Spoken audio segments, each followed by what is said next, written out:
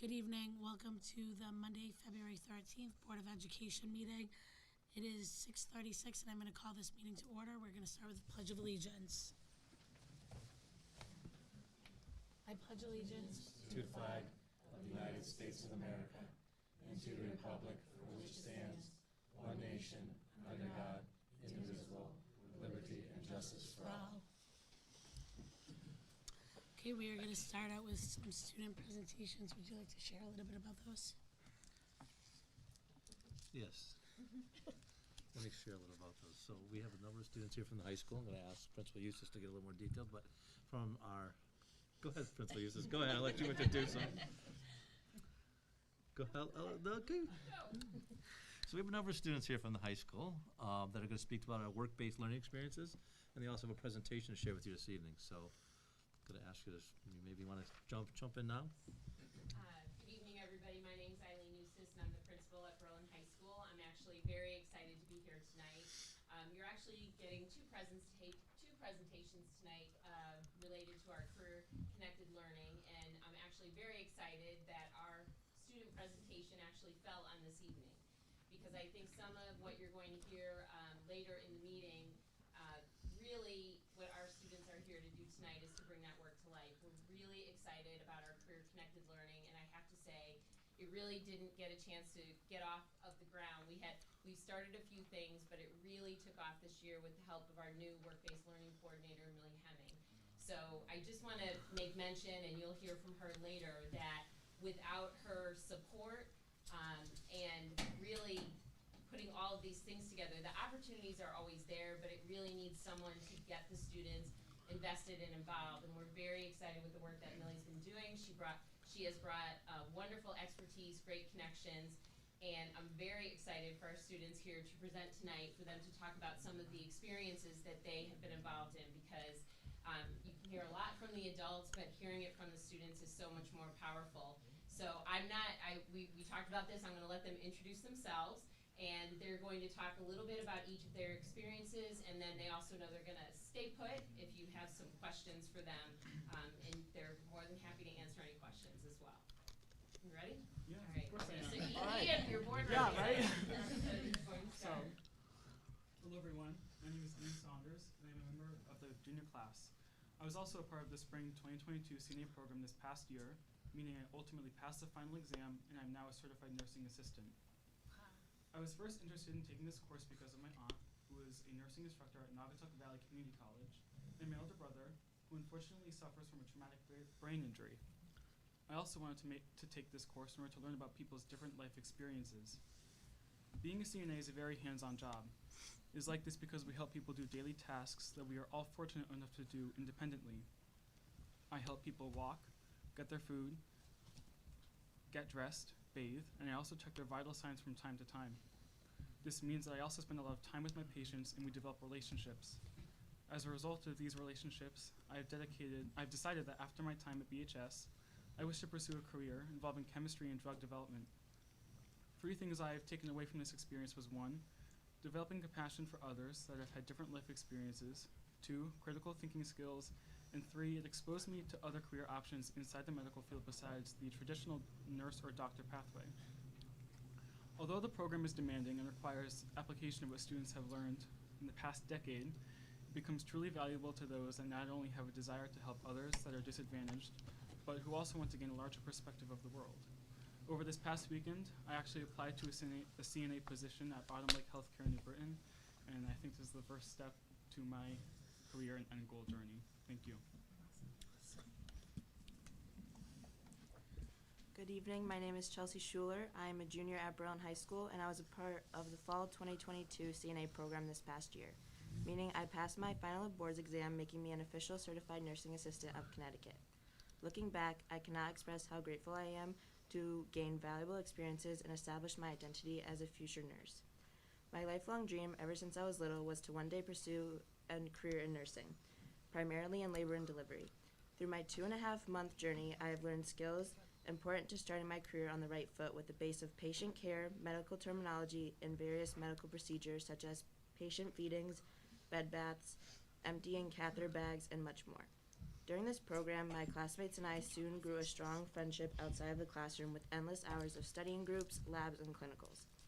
In a field as challenging as medicine, it is key to have dependable relationships with your colleagues and most importantly to support each other. Not only did I take away a new course of education from this program, but new friendships I am grateful to have, along with the tremendous support from my career coordinator, Ms. Hemmings. Ms. Hemmings not only supported me endlessly throughout the time in the course, but continues to assist me with resume writing, job applications, future planning for college, and overall supports with decisions.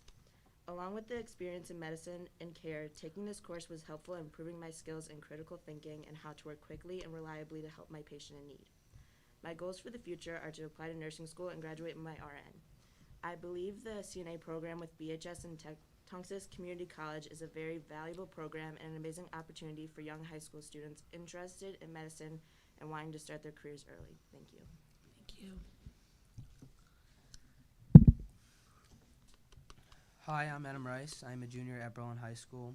And during this school year, I had the opportunity to job shadow 2 fields, sports management at the Yard Stadium and Sacred Heart University, which was exploring the intriguing TV production studio. Both job shadows were very informative and broadened my view of what possible career paths could be for me. At the Yard Stadium, I got to explore what jobs are behind the scenes when you see a game. From the streaming system to the graphics on the Jumbotron, learning about the aspects of social media and also sales and management. All of this makes the Yard Goats a fantastic organization. Now on to TV production at Sacred Heart University. At this university, I got to explore what it's like to have a production crew and the collaboration that goes into making a great production. These 2 trips were very insightful to seeing what it's like in the real world. These job shadows would not have been possible without Miss Hemming. She has made it very clear that these were not just some field trips, but to learn about the careers and explore the opportunities to have. I have learned so much from these 2 job shadows that now I might switch to film and photography for my major. Furthermore, some of the classes and clubs in Berlin High School also are helpful for selecting a career in the future. For example, I was enrolled in TV productions and currently enrolled in architectural design. Each class gives you a sneak peek into what the careers are like. One of the clubs that I joined in sophomore year and still involved in is the Broadcast Club. Most of the productions that you see, whether it's in front of the camera or behind, I'm usually involved with. I enjoy spending my time collaborating with my friends like Nora and others to create great streams for viewers like you to watch. These different opportunities offered by the high school are very informative for students to see where their interest lies, so they don't have to figure that out in college. I am very grateful for the opportunities that the school has given me through my high school career thus far. Thank you. Hi, I'm Nora Richie, and I'm a junior at Berlin High School. Last year, I started doing the Broadcast Club because I wanted to try something different and meet new people. It's really fun and rewarding to see what it's like in a more professional setting, and I learn so much every time we stream. I was also able to go on the Yard Stadium job shadow, where we took a tour of the facilities and learned about the different jobs that the Yard Stadium have. They briefly talked about the tech side, but we were not brought to that area during the tour. So after, we asked if we were able to get a tour of the stadium's technology room, where they run their streams, scoreboard, and all the screens in the stadium.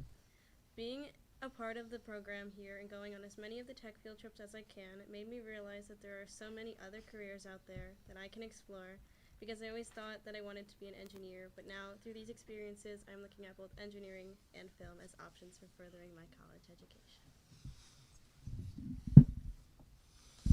Hi, my name is Sam Kelvo. I'm a senior at Berlin High School. Some of the classes I took were the Intro to Fire Service class, and now I'm currently enrolled in the Firefighter Leadership class, which corresponds with the Firefighter class. Some class activities that we did in that class where we learned about a lot of stuff that active firefighters do, forcing doors, carrying hose lines, helping people out, carrying ladders, doing all sorts of stuff. And we did all the hands-on, so we learned how to do it in the book, and we also learned how to do it hands-on. We also went on a lot of cool field trips or field experiences, as our coordinator likes to call them. So what did this class help me with? It helped me give me more information on the history of the fire service, what really made me appreciate the fire service way more, and it also gave me a bunch of current information on how to be the best firefighter I could be in the future. The instructors were very, very knowledgeable people, very friendly. You know, they loved to work with us. They helped really motivate me and my friend here, and they really pushed us to be the best that we can be. So some different opportunities that this class helped give me is it helped me in my current department. I am currently a probationary firefighter with the town of Berlin. I'm in the Berlin Fire Department. This class really helped give me more knowledge to be the best probationary firefighter I can be. And, you know, it helped really help my crew out. So when we are on the fire scene, I know more about what I can do to help my community. My real world connection is, as I just mentioned, I'm a probationary firefighter at the town of Berlin. And I'm also enrolled in Fire Academy of Connecticut, where I'm, in May I will become a certified firefighter in the state of Connecticut. This has really impacted my career because in the future I do want to be a career firefighter and stay a volunteer. And this class has really given me, you know, open up that door for me to really push myself to want to become a career firefighter and want to stay a volunteer and help be the best firefighter I can be in the future. Thank you. Okay. Hi, my name is Tommy Lewis. I'm a senior as well. Some classes that I also took the Intro to Firefighting. I thought that was a really great class. When I joined the class, it was right around the same time that I joined South Kensington Fire Department, which is one of the departments in town. So I think it just really helped me kind of get a head start on learning what the fire service kind of does. And then on the other side of that, it kind of helped me be the, as Sam was saying, be the best firefighter that I could be. So I didn't really know anything at that point, but then I kind of was able to jump in and learn a lot of stuff. Another class that I took was the EMS class, which was an Introduction to Emergency Medical Services. And I just really thought that was a great class as well because as a firefighter, obviously you know you're going to have to be medically certified as well, so I thought that was really helpful. The instructors that we had I thought were really great. As Sam was saying, we go to Middlesex County Fire School, and some of the instructors from that class are also instructors at that fire school, so we already kind of established relationships, which was also really helpful. Some career explorations that we went on. The first one was Meriden Fire. We kind of explored the dispatch and all the fire stuff. And then we also went to Lifestar for the EMS class, which was really cool, and you got to see kind of what the highest first responder medically can do, and it was really cool. My real world connection, as I said, I am a probationary firefighter in the town of Berlin, and I do plan on staying a volunteer for as long as I can. Another kind of real world thing is that the numbers are decreasing a lot, so having this class is really helpful for younger kids to try to get in the fire service, because I did my capstone on the decreasing numbers of volunteers, so this is really helpful, and if this could be kind of a bigger thing, it would be really helpful for those overall numbers to go up. The school really helped me. There was tons of great opportunities for me and Sam, I'm sure, and it's just really helpful for anyone who wants to go into the first responder field. My future plans, I don't know if I really want to be a career firefighter yet, but I think staying a volunteer is something I definitely want to do. Thank you. Awesome.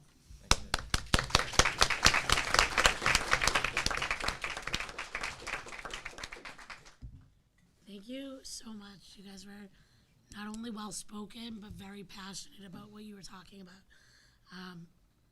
I'm just so impressed to hear where each pathway is. It's really cool hearing from you guys with the CNA, because that is something totally new. And it's really, we make the decisions about money, so it's really kind of cool to hear how the money's being spent. And I think it's awesome that it's opening up a door for opportunities for you guys to start working now. And, you know, and then I like how you said, like, now you know maybe this isn't for you, but you still want to do that. And that's what's most important. Like, I went to college and I got a degree in something I don't even use, you know, $100,000 later. So I think it's super important. And like how you're thinking about switching, you know, what you want to study, all of it. It was, you know, you guys should be really proud of yourself for how well spoken you were, but how passionate you were. I'm going to open it up to the board. Do you guys have anything you want to ask them or comment on? No, I would just say, new I'd say to the district is my kindergarten now a first grader, so I get to see all these possible things that, you know, my son has to look forward to in the future.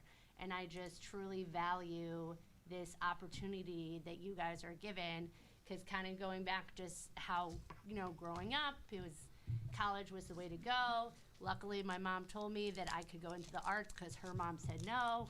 So some things change, but I was told go to school, but to end with something. So I got it in teaching, so I had a job.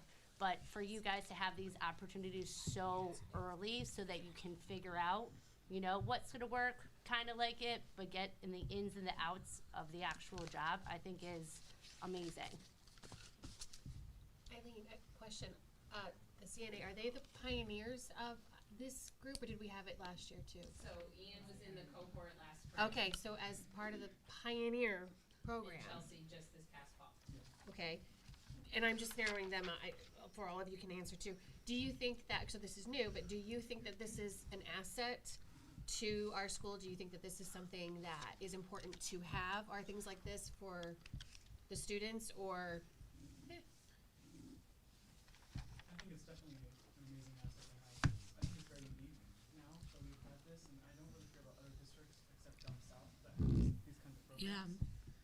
And there, because of also the sharply declining numbers of nurses and nursing assistants and firefighters and everything like that, I think it's good to implement all of this into our early learning, or not early learning, but later learning in high school, and also to have a precise capstone, like a final thing we put all of our learning into over the past 10 years and contribute back to our community in different ways. Just to add on that, since you did open it up to all of us. So his capstone was on, volunteer rates dropping, and even just not even just volunteer rates in the fire service, trades in general. I mean, we notice it all the time in the fire service about how our trucks are going outdoors with lower and lower guys on them, and I think it's really important to bring into these programs so that the high schoolers, so to show them that there is another avenue besides college. I mean, we could use firefighters all over the board, volunteer or career, and even just other trades in general. I think it's really important that these classes are implemented, and I think it's great that they are here. But I think it's also really cool that you guys were able to take that into your capstones on it. Something like that you have actual experience with and that you care about, and you're not just checking a box for a compliance-based task. And that's really the goal of learning, right? Like, we want you guys to make those connections outside of the classroom and then bring it back into the classroom. I can't always say it's done the best in general in education. There's always those gaps. But now hearing it being tied to capstones, like, I don't know, it's really impressive. We're very excited that all the vision of the graduate, capstone, It's all coming together. The pieces of puzzles. This way. And I think the other thing that I want to point out, especially with firefighting, EMS class as well as CNA, they're all taught by professionals from the field. They're partnering with us, so Sam and Tommy have the benefit of a whole team of firefighters. They're amazing, and as well as the EMR certification instructors are professionals in the field right now that are coming in, and the instructors from Tunxis are all, they've been in the nursing profession as well. So it's a great opportunity for them to learn from educators, who have been outside of the classroom as well. Yeah, I was going to say, I think it's very timely the fact that we're seeing this presentation now, when we're talking about the budget as well, and potential cuts or increases or classes to keep or not keep. I mean, it's difficult, but I think that you're a true example of what we should be doing in high school. For Ian and Chelsea, CNA, I mean, the nursing world, I mean, like you said, I mean, we've got decreasing numbers nationwide. Adam and Nora, I mean, the fact you're able to see in action the Ardwood Stadium or see what's possible at Sacred Heart University. I mean, great assets are in and around us that you might not normally see if not for this opportunity. And then Sam and Tommy, the decline in volunteer firemen has been going on for a number of years, and to be able to get you excited into it this early on, hopefully that'll motivate the middle schoolers that see you doing it, and then you have that pipeline going through. So I know we had a few years off with the class, but happy to see that it's going well and recruiting new young people. So congrats. Can I say something? Please. So I just want to thank you all for being here and sharing your enthusiasm and your experiences with us, because I think it is super exciting, not only to think about, for some of you, being almost immediately employable with the skills that you have, but also some of the skills that you have developed are useful outside of some licensure or certification, right? They're applicable perhaps to your family life, right? Or in the event of an emergency and you happen to be present, right? That's fantastic, it makes me feel good. Whether or not it's ignited a passion for you to pursue this, or it is just sort of, shined a light on maybe what you didn't know as much about, and perhaps it's not what you want to pursue. It's pretty cool, but your enthusiasm is something that I think we should capitalize on and have you sort of pollinate the minds of those that are coming up behind you to kind of really incite some enthusiasm with the students that are younger than you, so that we can continue to see these classes fill and make connections. Another thing that I wanted to say, or reflect, that I heard a couple of you say, and think, is it Sam? Yeah. Sam. I know I heard you say it, but there might have been someone else, is you built relationships with people in the field, and that is critically important. So people that you met at the stadium, people that you met when you went touring different places, or connections with other professionals who currently occupy those fields, that's incredibly important because they've seen your face, you've built relationships, they know who you are, and in some cases they've trained you. So that's an important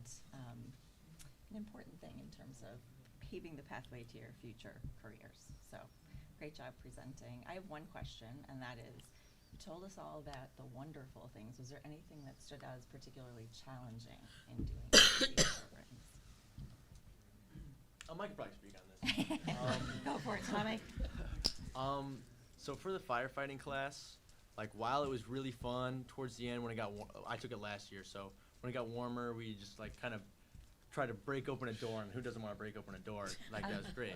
But in the beginning of the year, it's just kind of presentation, and there's another presentation, and I understand that's very useful, but I think even this year they've done even strides to make it better and have more kind of interaction with the students throughout rather than just at the end. Yeah, so one thing we really picked up on this year compared to last year, since I'm in a leadership role now, so like I'm an assistant to those guys, the instructors, help them run the class. We really tried to up the hands-on days. So I mean, being a student, I'm not top of my class. I get very bored very fast, So I was in their shoes last year, a lot of lectures, a lot of that stuff. I mean, that gets very boring.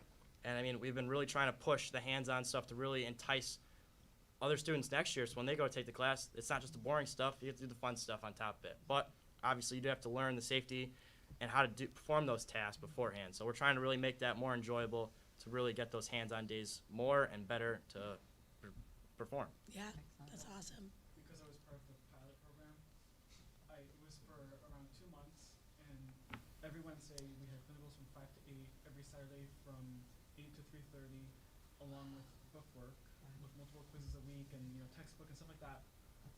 It was a lot for those couple of months, but now that it's going to be a class at the high school, it's integrated into our schedules. I was fortunate enough to take it as a sophomore, where I didn't have as many Ps that I do now, and I wasn't as involved as I am now, so it was manageable. But now I think it's being more streamlined and more integrated into the curriculum. Okay. It's not as difficult as these guys, but we have a lot of buttons to push, so we have to know what to push in order for the stream to work and what to plug in. But other than that, it's pretty fun. Stressful. I appreciate you sharing honestly what are the challenges or what were the pieces of, because you don't want to sell the kids who come behind you on sort of everything being roses, but it sounds like with your feedback, the next sort of iteration improves, and that's how it should be, right? Because nothing starts out perfect, but with your feedback being taken into consideration and you being able to sort of shape things, that's. But I think that's so important. Like, you can hear kids complain about stuff all the time, but to see that you guys are part of the change is actually really cool. And like, for you to be in the leadership position and it now help teaching them, you're probably learning so much more and filling in those other gaps. I think it's really cool. And I think it's cool that you guys are able to see like, oh, this was a lot of time, but now this change has been made. So I think you guys have a really positive spin on that too. lot of times we'll talk, we can stand here and tell you about all the things that we're doing. But I thought it was really important to bring students here to talk about their experiences, because ultimately the goal of our connected learning is to help them become more informed for the future. And therefore, regardless of what your path is, whether you want to go to 2 or 4 year school, or you want to go directly into workforce, or you want to go into the military, these are really amazing opportunities that will help inform students on no matter what path you're taking. So this is really, it's work for all of our students. Every single one of our students that we feel is very important. So, you guys did a great job.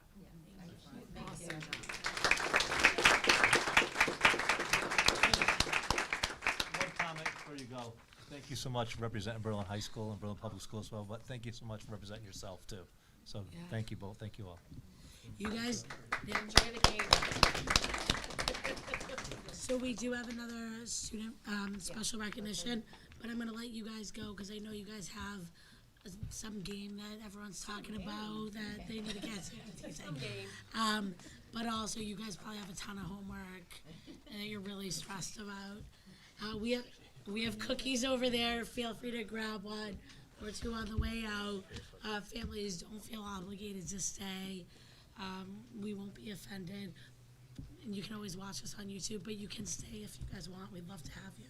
Thank you. Thank you So guys. now we are moving on to a special recognition. Do you want to go ahead and I could introduce him, or you can introduce him, you want to Yeah. introduce him, want me to? If you know, I don't have much of a voice. I'd like to introduce, we've been very fortunate to work with the Elks the last few years. We have a former board member, Mark Persin, after leaving the board, has teamed us up with the Elks, and we've had some essay contest winners that have gone from the local to the regional to the national, and they're here to introduce our winners for this year. So we're fortunate to have Elks President James Searley and Americanism Chairman Mark Persin. Both would like to come forward and introduce our award winners. That'd be great. If you come right to the microphones. Come over here. Yeah, you get to come over there. You can't come over here unless you want my seat, Mark.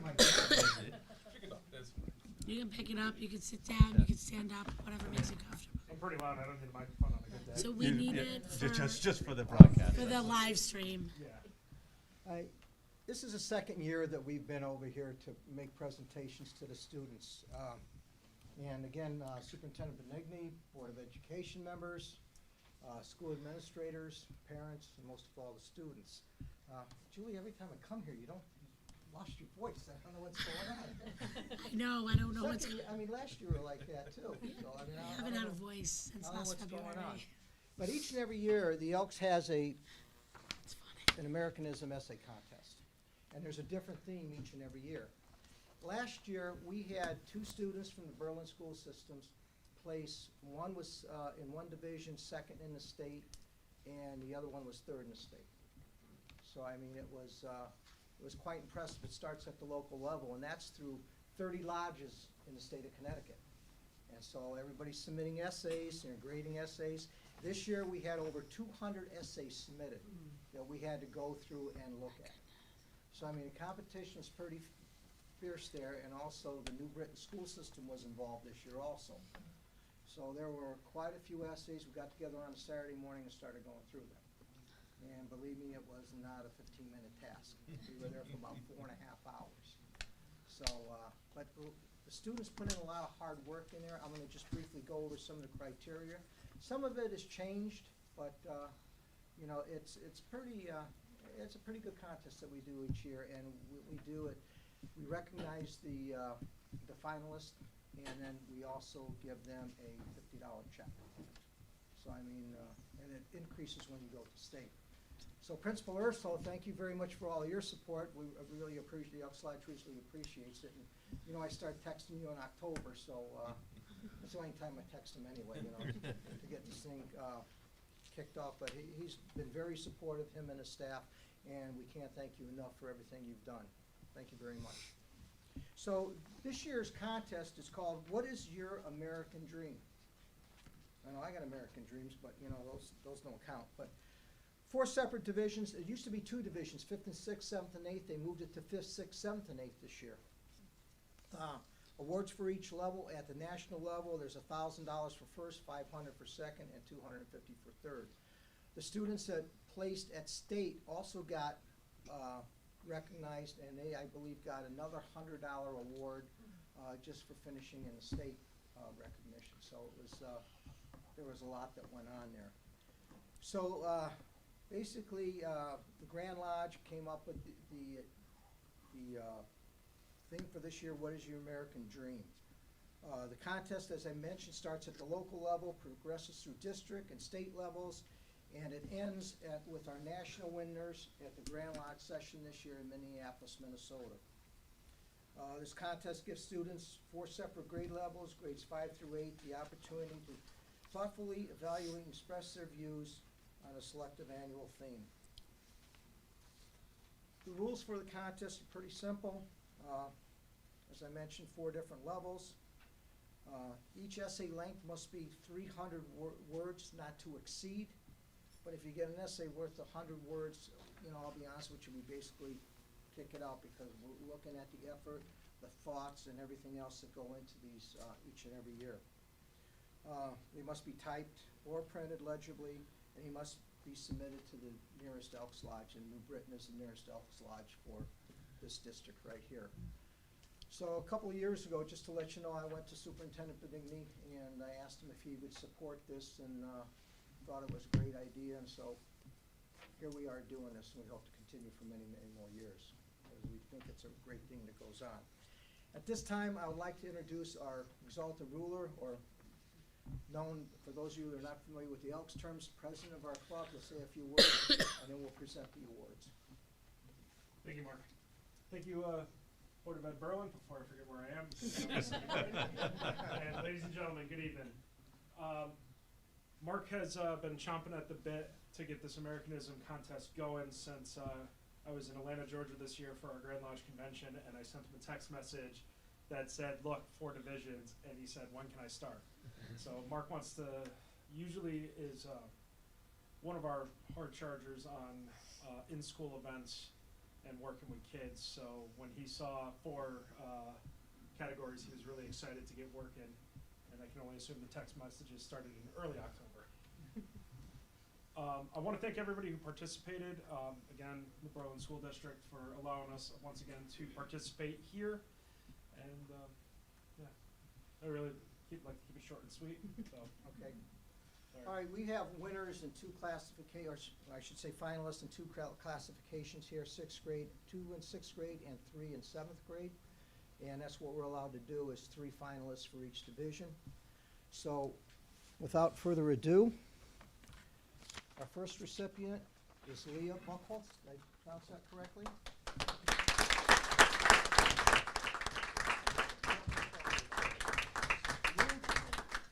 And that's for you also.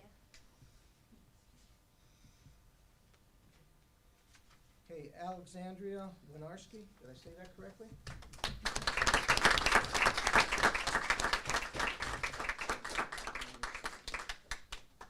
Okay, that was from grade 6. Grade 7, Peyton Demko, I'm sorry.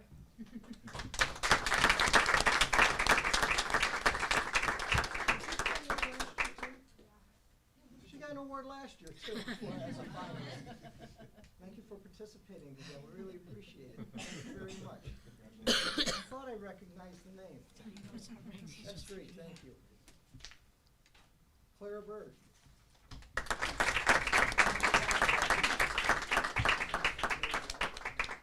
And last but not least, we have Alejandro Vega.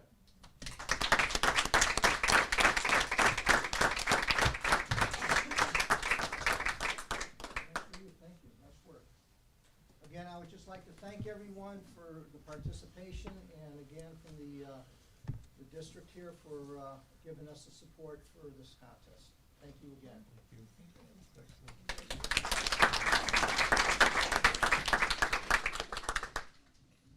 Thank you both. Thank you. Congratulations again to the winners. Thank you, guys. Last year we were 4 Just tell them there's cookies on the table. So anyone who is here for this part, you may leave unless you want to stay. Grab cookies on the way out. They're very good. Thank you. Congratulations to the recipients. It's very impressive. Anyone have anything they want to What?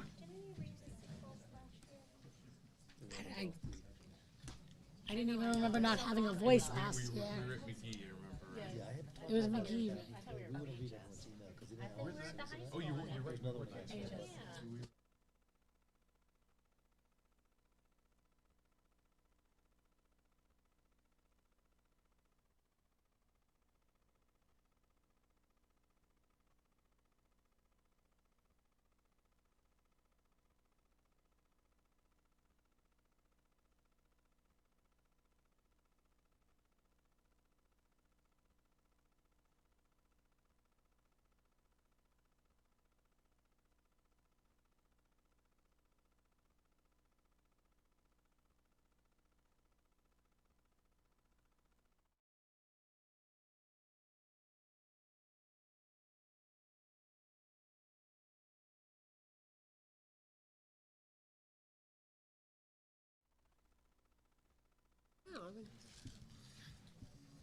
All right. Wow, that is everybody.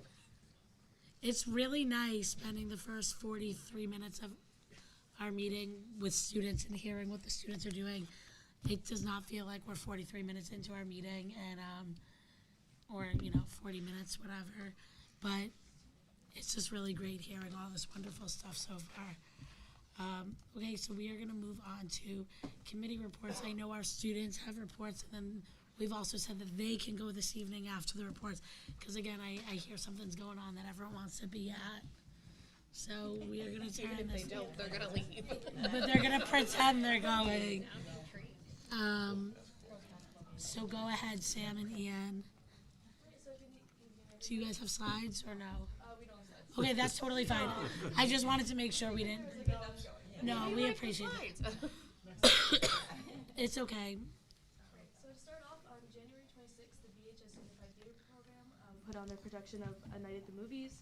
So we've talked about Unified Theater before. It's a really great chance for all different types of students to get involved and create connections. And now that there's like an actual Unified Theater class, it's not only like an after-school activity. I know a lot more students were able to get involved with that, which is really great. Upbeat also hosted their ski trip on February 12th, so yesterday, at Berkshire East Mountain Resort in Massachusetts. And I know this field trip was not only open to Upbeat students, but all Berlin High School students, which was really great. A couple of my friends went on it, and they said it was a really great time. So we also want to give a big congrats to all the seniors involved with senior nights. We're not going to go through every one, and I know men's basketball is tomorrow night, so just want to say congrats to them. And then we're excited to announce that 3 students had artwork recognized in the Connecticut Regional Scholastic Art Awards, from the Gold Key through the Honorable Mention. We're incredibly proud of them, and just looking at the artwork, you can really tell like how much hard work and time they put into it. There will be an in-person art gallery show at the Hartford Art Schools Gallery on the University of Hartford campus that runs through January 17th through the February 3rd. And this is also, there's going to be an award ceremony with guest speakers that will be held on Sunday, January 29th, starting at 2 o'clock in the Lincoln Theater. And so, again, a big congrats to Olivia Parsiak, Adam Rice, who we saw earlier, and then Maddie Lazara. And then finally, we know there's a lot of conversation about the program of studies and kind of going over classes, and I know students actually got a chance to look at that, and overall all the feedback we got from that was really great, and that students, like they were mentioning the new classes that are being held and just classes that are being continued versus like classes students weren't really looking into, so it was just really good feedback overall. All right. So the spring musical titled The Little Mermaid will be taking place from March 3rd to March 5th in the BHS Auditorium. Students have worked very hard to put on a show for the Berlin community. Tickets cost $10 for students and $15 for adults. Tickets can either be bought online or on the BHS website or at the door. Please keep in mind that seating is reserved. And starting today, all incoming 8th graders and current freshmen, sophomores, and juniors will have the opportunity to register for classes for the 2023 to 2024 school year. At BHS, all staff encourage students to academically challenge themselves in order to develop key skills such as time management, collaboration with others, as well as understanding complex ideas in order to be successful beyond high school. Then on January 20th, BHS officially ended their second quarter, meaning that we are all halfway through the school year. Many students are now expecting new classes in their schedules, and senioritis is definitely infecting the class of 2023. Sure. No, it is. Trust me. Maybe even my class too. I'm feeling it. And then, Upbeat will be hosting a teacher supply drive from February 13th to the 17th at the high school's front entrance. Supplies needed include Sharpies, markers, and pencils, and other generic things. And these items can also be lightly used or even new. So those are things that are not in the budget, the markers. Well, I'm not sure, but they might be in the budget. And art supplies. Yeah. That's all we have for today. Thank you. That's all we have. Thank you. Any questions for Sam or Ian? Matt, what's your question? Do you want to ask a question? Girls basketball. Girls basketball against Middletown. No, that happened already. It's just girls basketball. It's not just. No, but the way you guys were like, wait, what's a secret event? It's not just. It's a big game. Adam, it's just. Wow. As a father of 3 daughters, just. I know, that's not what I meant. I meant there's no other secret event. It's a very public event. So anyway, but that's what we keep referring to. So anyway, all right. Any other questions? If you go to the game, enjoy every second of it. If you go home and do homework, good job. Okay. Do we have any committee reports this evening? Yes. Carrie? But it's brief because the curriculum committee met last week to discuss something that will be presented later on in tonight's meeting, the adult education, the possibility for collaboration with another district. So Rosemary Goodwin and Lori Jurgen will be speaking about that later in the agenda. Thank you. Any other committee reports? No? Okay. I know we don't have a quick report. We do have correspondence to the board. Yes, I have one correspondence to the board. Brian Benigni, BOE, thank you for sending the beautiful plant. For my mother's passing, your kindness and thoughtfulness meant so much to me in this difficult time. Pam Dennis. That's the only correspondence I have. I also received a letter as well. Dear members of the Board of Education and Community, members of Berlin, I would like to thank you so much for all the equipment and improvements to form our beautiful new band room at Griswold School. The students are loving the new cubbies to put their instruments in, as well as the adjustable tables to do work on. The work done and many other additions have really made the band music room a beautiful and inviting place. Thank you again. Musically, Allison Wilson, Griswold Band, vocal and music teacher. Very nice to hear. So I received, she actually sent a handwritten card, and so that was nice to receive. I apologize, I did not bring the actual card, but it was really pretty. So there's that. Okay, any other correspondence to the board? Okay, moving on to audience citizens. So if you would like to approach the board, just come to the front, state your name and address, and each speaker will be limited to 3 minutes.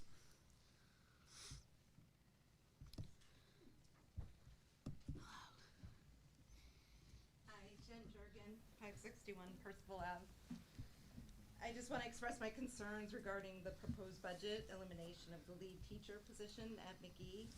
While I understand this may be a position unique to a school of McGee's size in surrounding towns, I believe it is necessary for that role to be there. It has benefited the 586 students and 107 staff members in those positions at McGee.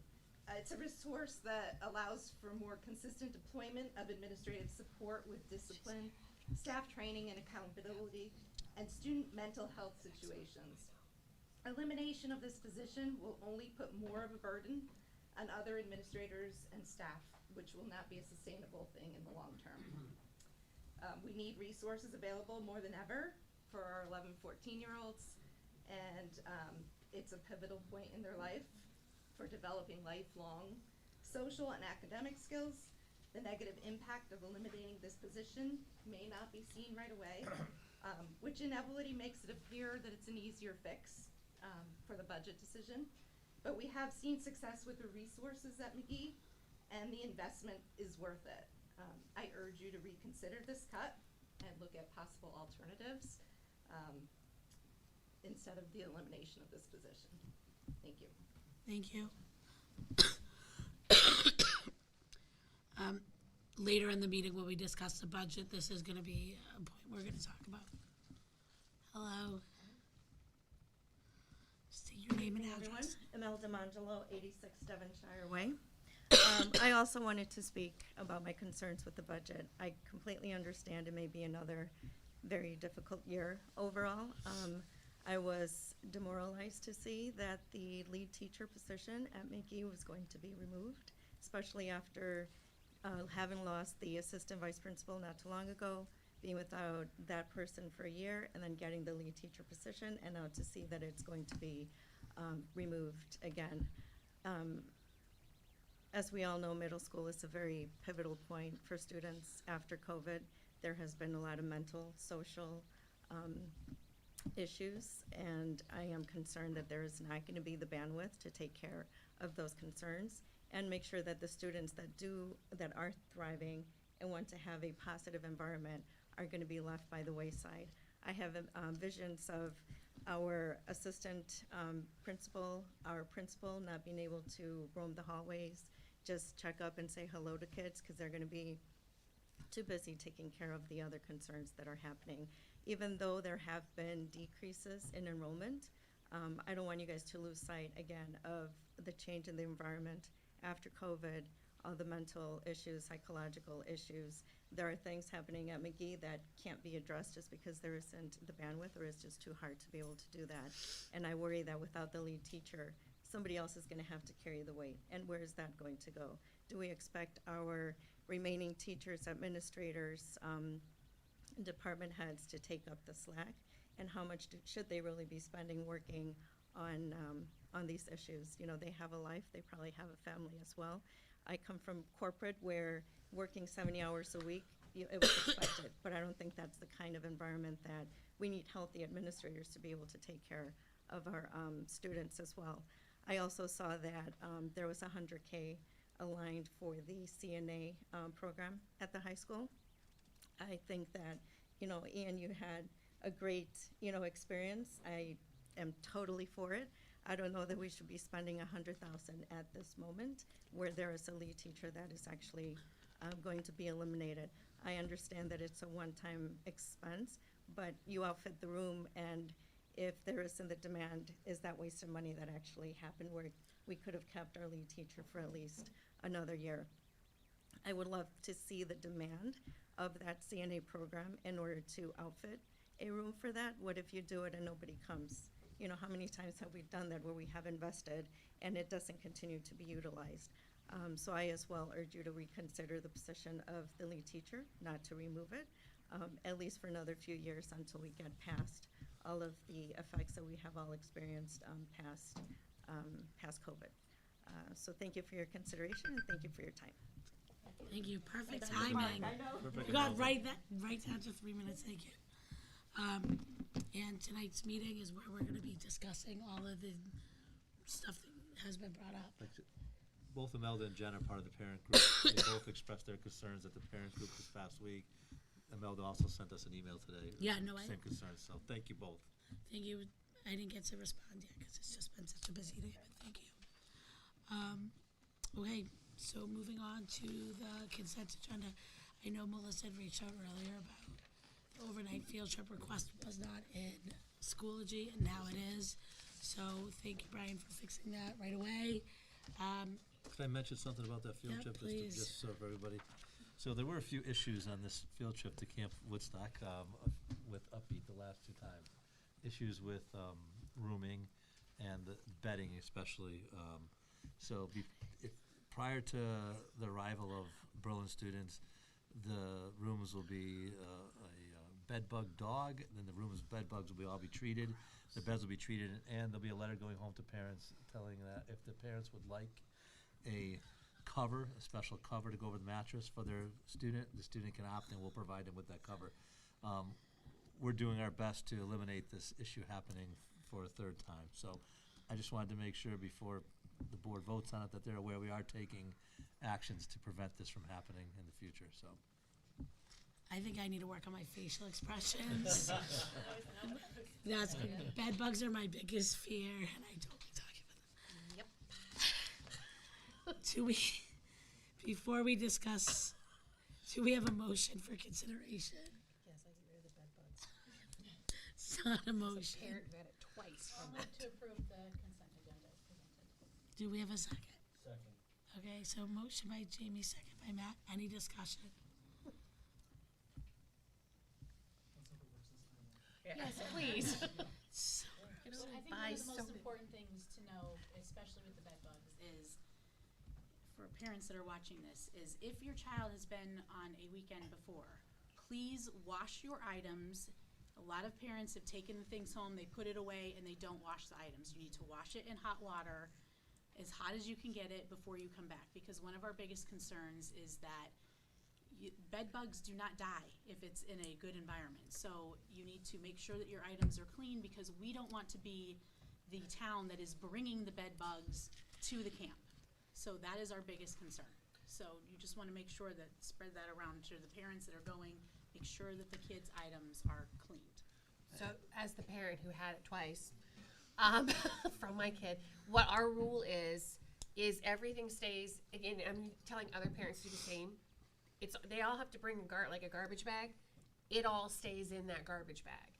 That garbage bag stays out in the garage.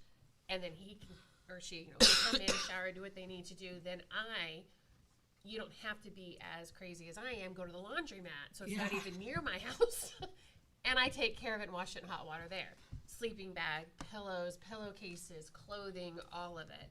So it may help to leave it in the bag and then wash it separate with your stuff or whatnot. It's just an idea. I just have a question though. If this is a constant problem with the YMCA Camp Woodstock, why do we keep going there? Well, it's not. It's this. We haven't not had an issue for years. We used the camp, I want to say, for over 20 years.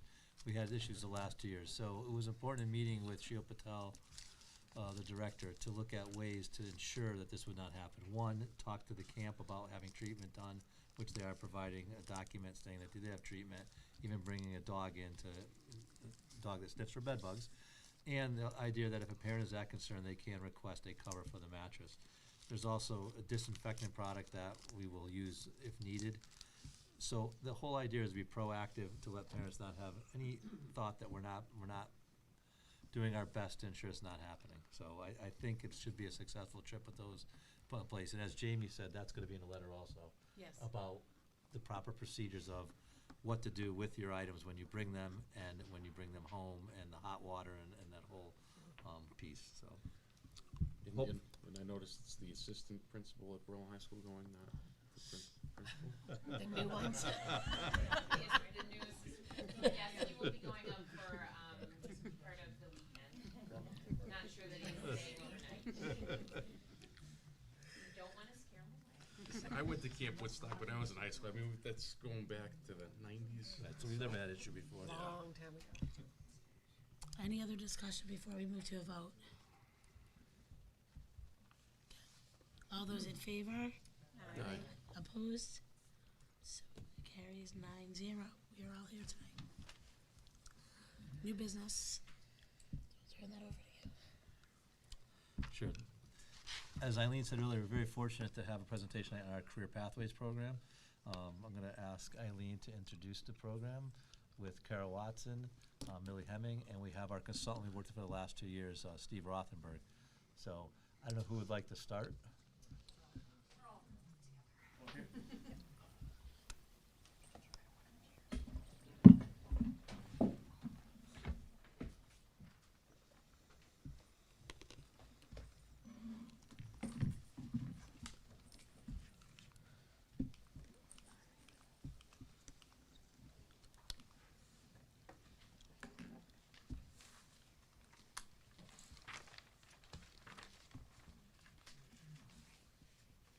So, thank you so much for having us here tonight to talk more about our programming with career-corrected learning.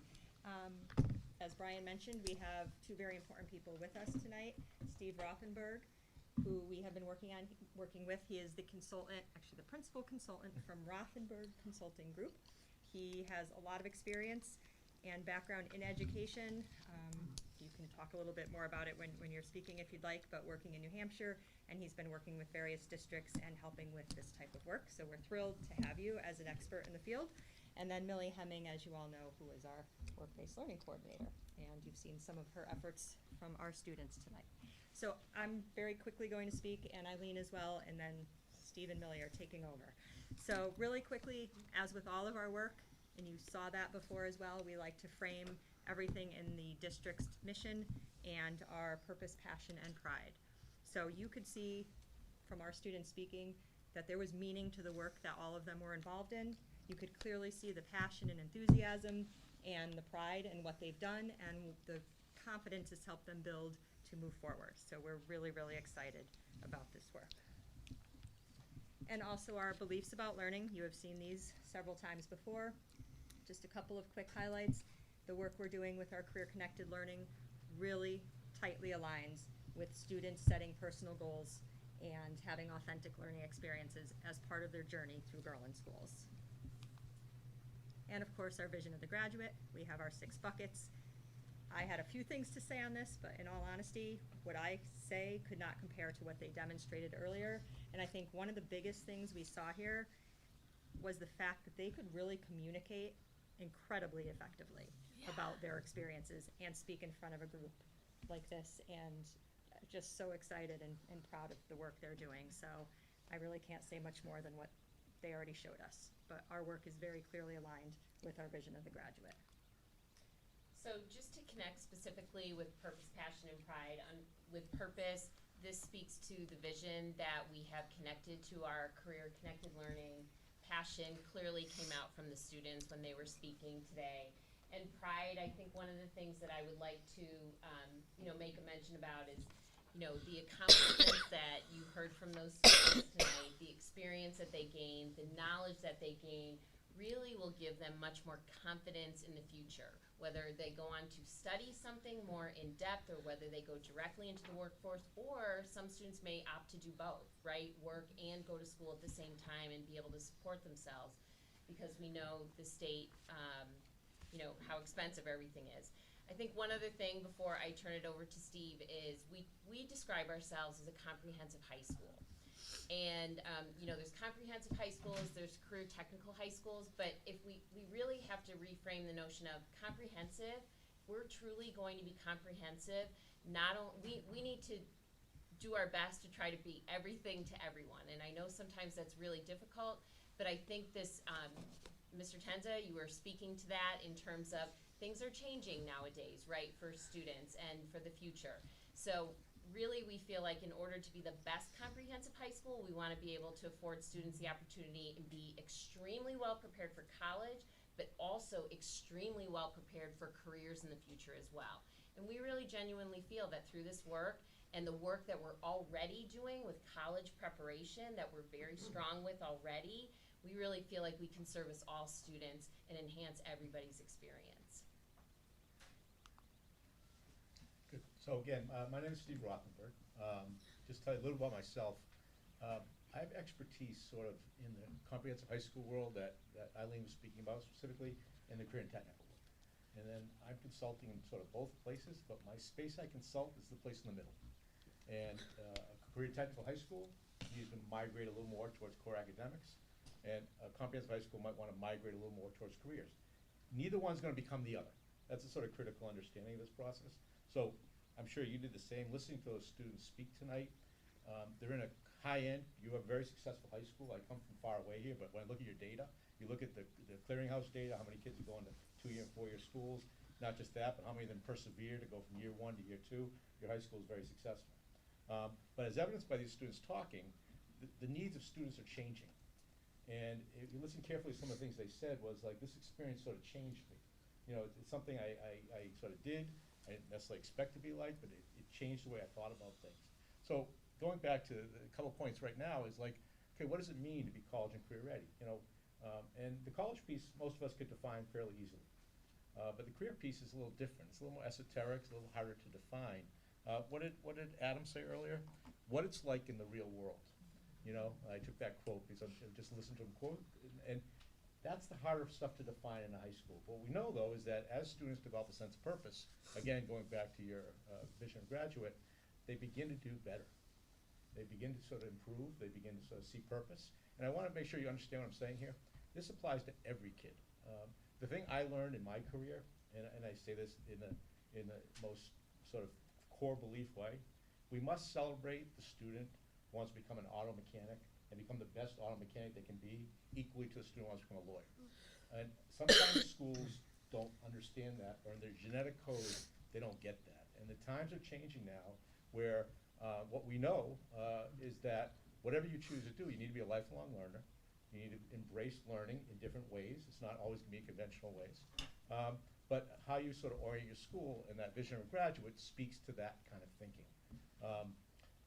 So as you now listen, sort of listening to what's going on here, these students are representing a vision, okay? And the vision sort of deals with, and where I'm helping the school, is to say there's some students who will do this to augment and begin to explore where they're going to be in the future potentially.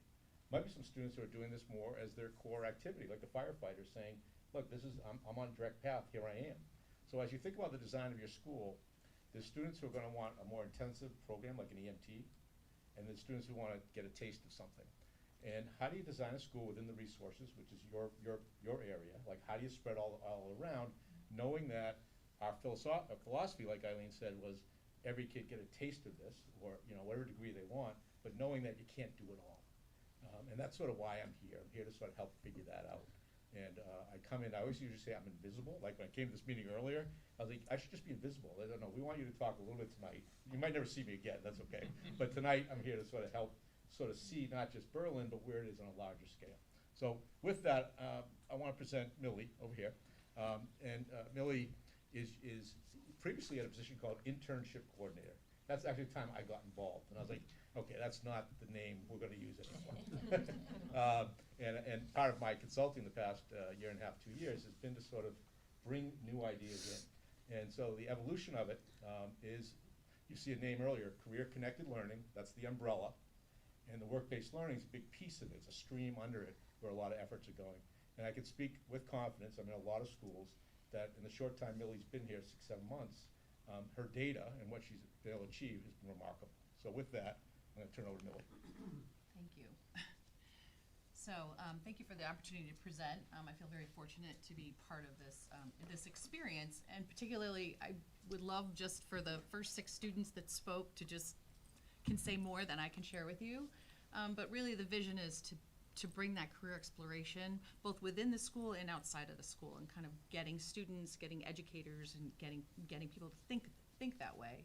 So we really want students to be able to explore a variety of career clusters in general, to also be able to identify their own strengths and passions that they have, and then be able to offer opportunities, whether they be more smaller one-on-ones or whether it's something bigger like going outside of the school on some of these job shadows, or even greater, getting into unpaid internships at a higher level. And so really I chuckle a little bit because Adam was great, because did you hear what he said? I talked to him and I said, we're not going on a field trip. I said, I understand. And the teachers laugh when I say that. I said, we don't do the FT. This is not an FT. And it's not that, we know that field trip, it's just a typical K-12 term. I said, I want intentional words for you to think about this every time we go. What are we doing? And we do prep before we go. What are we thinking about? What are the questions you're going to ask? How is this going to open doors and opportunities for you? And then I always have them do a survey afterwards too. So I would say they might be a job shadow, but either way, it's a career exploration experience, something we're offering an opportunity. So that was just great to hear. He was so funny. So we really wanted just to support their development, and there's just some of the underlying principles really are that we really believe that it's important to have meaningful connections between what they're learning and their career experiences. So no matter what they do post-grad, but these authentic learning experiences really help to balance the amazing opportunities that are already happening in the school itself. And that career considerations are a really important part of the planning process, no matter what they're going to do, no matter what their next step is. We try to use best practices. We've done a lot of research too into understanding State Department requirements in terms of having unpaid internships, providing safety, programming, all that kind of stuff, and trying to really do this intentionally and not just jump into it. So a lot of what I've been trying to do and have been doing is been using a lot of opportunities to reach out and build community partnerships, right? Because that's what's so important to this is like what's going on in industry, what's going on in business, what are the skills, what are the things that they're seeing, what are the trends happening, and is the school reflecting that, and do they know what we also have at the school, which is such an amazing opportunity. So everything from post-secondary, as you see, Tunxus or Goodwin or Gateway, but also manufacturing, realty, hospitality, across all kinds of career clusters, STEM, chambers of commerce, and the like. And one of my tasks was also to bring together, after I forged these alliances, to bring them together to talk, to create a Career Connections Advisory Board. So that really is a representation of, you know, school administration, student voice. We have 3 student reps on that as well, educators, along with some of those. There was at least 17 different people who attended our first advisory meeting. And part of that was really just talking about trends in workforce, what also is going on here in the school. Some who had never been to the school before didn't even know what was happening and the amazing experiences that we provide. And so trying to bridge those and forge those connections so that we can start to have more authentic real-world experiences. So just to give you an idea, and when I first came, that whole sense of, you know, are you the internship coordinator, was to talk about how do you do career exploration? What does that mean?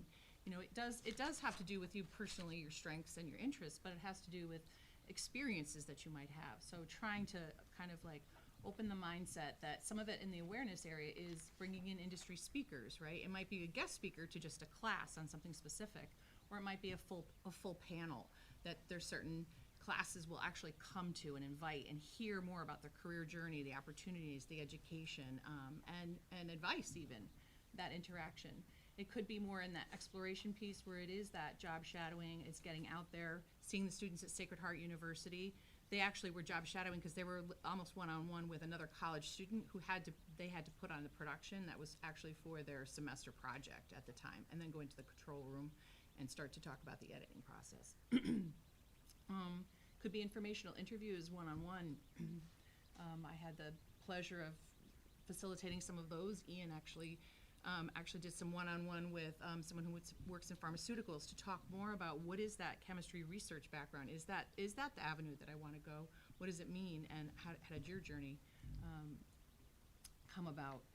Even industry-led projects. We're working on if there's a problem in industry or challenge in industry, having industry now have a partnership with us to come in and say, hey, you know, we've got this problem, and pose it to a class, you know, and have that be a great project and a connection. And then there's a greater, that I would call like that more higher intensity, a higher, heavier lift, is that those on-site unpaid internships, opportunities for pre-apprenticeships, work study, but also industry credentials and certifications, which we talked about here as the CNA, but also they're on-ramps to opportunities. And whether it's actually that student actually continues in that career path, or it actually builds career readiness. That's like another big piece, that job readiness piece of things that the students here stood here and spoke about. So one of the I love this experience because it was a collaborative effort between our IT tech specialist, integration specialist, Jen Nero, came to me and said, you know, we have Hour of Code every year, right? Let's do something intentional after just Hour of Code, so you don't just have Hour of Code in it. So now let's do something where we send out a survey, and she sent out surveys to students after Hour of Code. Would you want to participate in computer science panel to help understand about computer science careers and journeys? So we got quite a number of responses, and then I put together a panel of computer scientists that range from Eversource, IT, Travelers and their leadership and development IT area, and Southern Connecticut State University. And we were able to, we had 2 students from computer science actually do the moderation for it as well. And it was wonderfully well received. And then we also had a lunch with some smaller groups of students to talk about starting a club that was just girls who code as well. One of the outcrops of that will actually happen this Wednesday with the help of Mr. Urso and the IT integration specialist at McGee, because we are now bringing some of those and also 2 Central Connecticut State University computer science students to bring to a smaller panel to 8th grade students who all just got a presentation about, would you like participating in a computer science panel? So now we're going to talk about it. We're going to talk about what's offered at the high school before they even select their courses. Right, so just kind of, again, having a little bit of an intentional path through that opportunity. So, let's see. So this is a nice little video that'll talk a little bit about, our career exploration experiences. Before we play it, oops, sorry, that's okay. That's okay, no worries. So it's going to talk a little bit about the EMR and the Lifestar trip, and a little bit about the experience of going on that, which was at Mid-State Medical Center. We're hoping this year actually that we can actually bring Lifestar to the school itself, which would be kind of cool. And then you'll see a little bit of a tour of Trump Manufacturing in Farmington, which actually the students got different presentations on design, operations, sales, marketing, and engineering as well. And then ends with a tour we all had to put on, which was nice, we all got to take them home, our own personal little wired headsets to walk through the facility and hear all the different pieces of the things that they were making there, which they make very high-end laser machines, if you don't know. And then at the end, I think it ends with, it doesn't end with yard goods, does it? Sorry. I lost. We can just, we'll see. You'll hear it. Play and see. Sorry. It'll be a surprise. It's okay. Presentation amnesia. Hello, my name is Sarah Rogan. I went on the Lifestar field trip recently, and it was a lot of fun because I got to go on the Lifestar and see what it was like. When I'm older and in college, I want to work as an EMR on ambulances, and then hopefully it'll carry over to when I'm an investigator when I'm older. Hi, I'm Adriana Rasmussen, and I'm a senior who went on the Trump Career Tour. My favorite part about it was being able to explore all the career opportunities. It's a business known for manufacturing, but there's so many other parts to it, like the marketing, the design of products. It's such a vast, really, place for you to find work, and being able to experience all that and look into it was something that I really appreciated. My favorite part of the job shadow was participating in the laparoscopic surgery station. We even got to cut this gauze circle out with the tongs and the scissors. This whole experience was just really good because it opened my eyes to all the different paths that you can take to get into the medical field.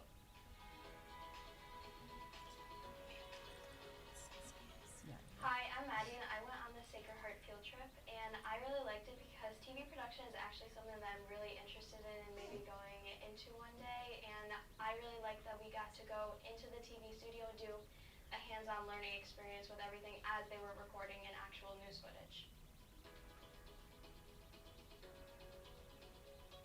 I had a great time at the Aerospace Alley convention today.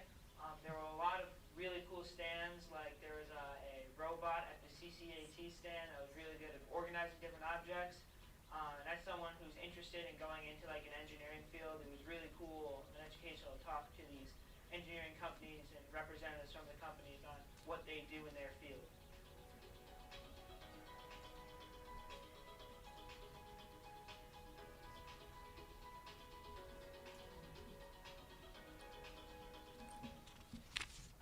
So I can also add to two of those. So one of them, when she was talking about the gauze that she cut out, that was, we call it CESI, and everyone does in the community now because it's Hartford Healthcare Center for Education, Simulation, and Innovation. And it's actually a large building that's connected to Hartford Hospital where there's labs where the students got to really go there because it trains actually surgeons, they train military, they train paramedics, they train EMTs there, nurses. So it's a whole host of health careers. All housed in one area. I guess I wanted to share that I also do try to get student feedback every single time, and we go on an exploration trip, particularly outside of the school or even inside the school if it's on a larger scale. And overall, I would say our responses to the opportunities that we've been able to offer this year is mostly either strongly agree or agree. And like we said, what are all the challenges? I would follow up with the 2%. What was the disagreement? What was it? Sometimes it was when we ate lunch. Sometimes it was, the trip down.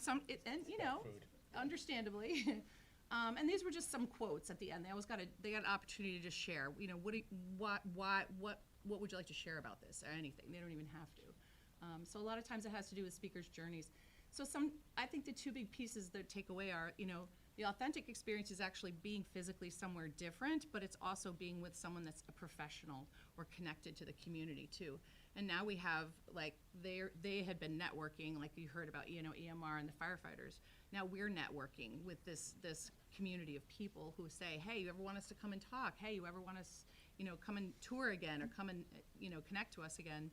This is more opportunity, so we appreciate that. You've heard a lot tonight, so I guess I just want to wrap up on a few notes to get some perspective on all this.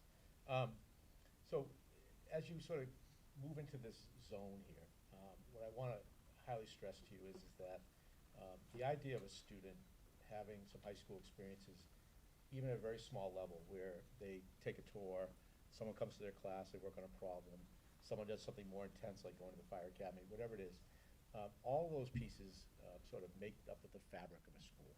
And when you look at your school here, a high-performing school, what we're talking to you tonight is a challenge for all schools. This is not unique. It's not unique to Berlin. So doing it in a wise way, that's financially wise, and all the other pieces of the puzzle, is part of this mix. If I had to address the LNA, for example, you have a certain segment to that high school that's going to have a facility that has more equipment in it, for lack of a better way of saying. You have it right now in the auto shop, manufacturing shop, computer labs, all those pieces of the puzzle. Healthcare is a fastest growing industry across the board, for better for worse. And so the question is, when you spend $100,000 or less, whatever the ending number is, I don't have the answer for you. This is really critical to hear. Is this worthy? Is this worthy to provide this on site for training, for a CNA, probably for other things too, there's stuff with UConn, but having a room dedicated to some degree of health training. I say that to you because tonight, most comprehensive high schools in most districts similar to Berlin don't have a lot of industry involvement in their schools. It is simply, you're not career and technical centers. Businesses love Berlin High School. I went out and did a lot of work in the past year listening to businesses, but they're not connected. So what's happening in the past year with Millie, and when you hear these stories, is businesses sort of becoming activated and sort of seeing what you do. You're never going to lose your identity. You don't want to change your core strengths. What you do is remarkable right now. But all these little bits and pieces of taking a tour, someone coming to your classroom, or a few kids who want to go a little further, that is part of your consideration as a board of what this is all going to look like. I'll wrap up by saying just an interesting thing that happened this afternoon. I went with Millie over to Tasca Ford, which is a very big Ford dealership, and to Subaru, one next to it. And right now you have a Mechanics 1 and Mechanics 2 course. It's been in existence since by the birth of time, for lack of a better way of saying. But there is no 3. There's nothing beyond. And I would never recommend at this point, for example, to Superintendent Benigni, do a 3. But the point is, at 3, maybe they're going to go over to Tasca, and they're going to have an experience working under an ATEC, a skilled person, and really begin to flesh out what they're going to do. Or they may hop over to Gateway Community College in their senior year and take a course. These are not, candidly, I do this all the time, this is not a high expense for your board, either of those propositions. But they open up a door for a student to say, I'm pursuing something I care about, and a sense of purpose to what I do.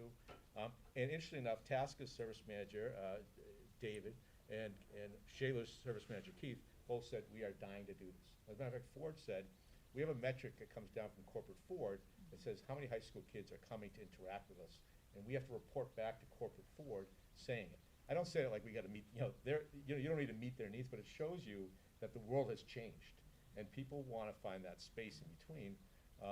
And so not all of this just costs more money. I mean, everything costs money, but you're not talking about a new teacher, you're not talking about all these pieces of the puzzle. It's just how you sort of think about these things in a wise way. You've done it before, you have these rooms that do it. What's in front of you right now, and listening, I do understand it's a dilemma. You have personnel, but you have to, it costs money to deck out a room. I don't mean that, I want to say that in a way, it's a one-time expense, but you have to get the right equipment in there. You can't teach LNA without certain things. You can't teach firefighting without certain things. But you're not doing it all. You're not a career technical center. It's going to be offering 16 different pathways and all other pieces to it. So it's been my pleasure to be here. I hopefully can be an invisible resource to everybody here in the future, like keep helping people think, but eventually I fade out. My job, and it's already beginning to happen, where I'm giving people guidance, and then I go on to the next school and work like that. So I appreciate your time. Thank you.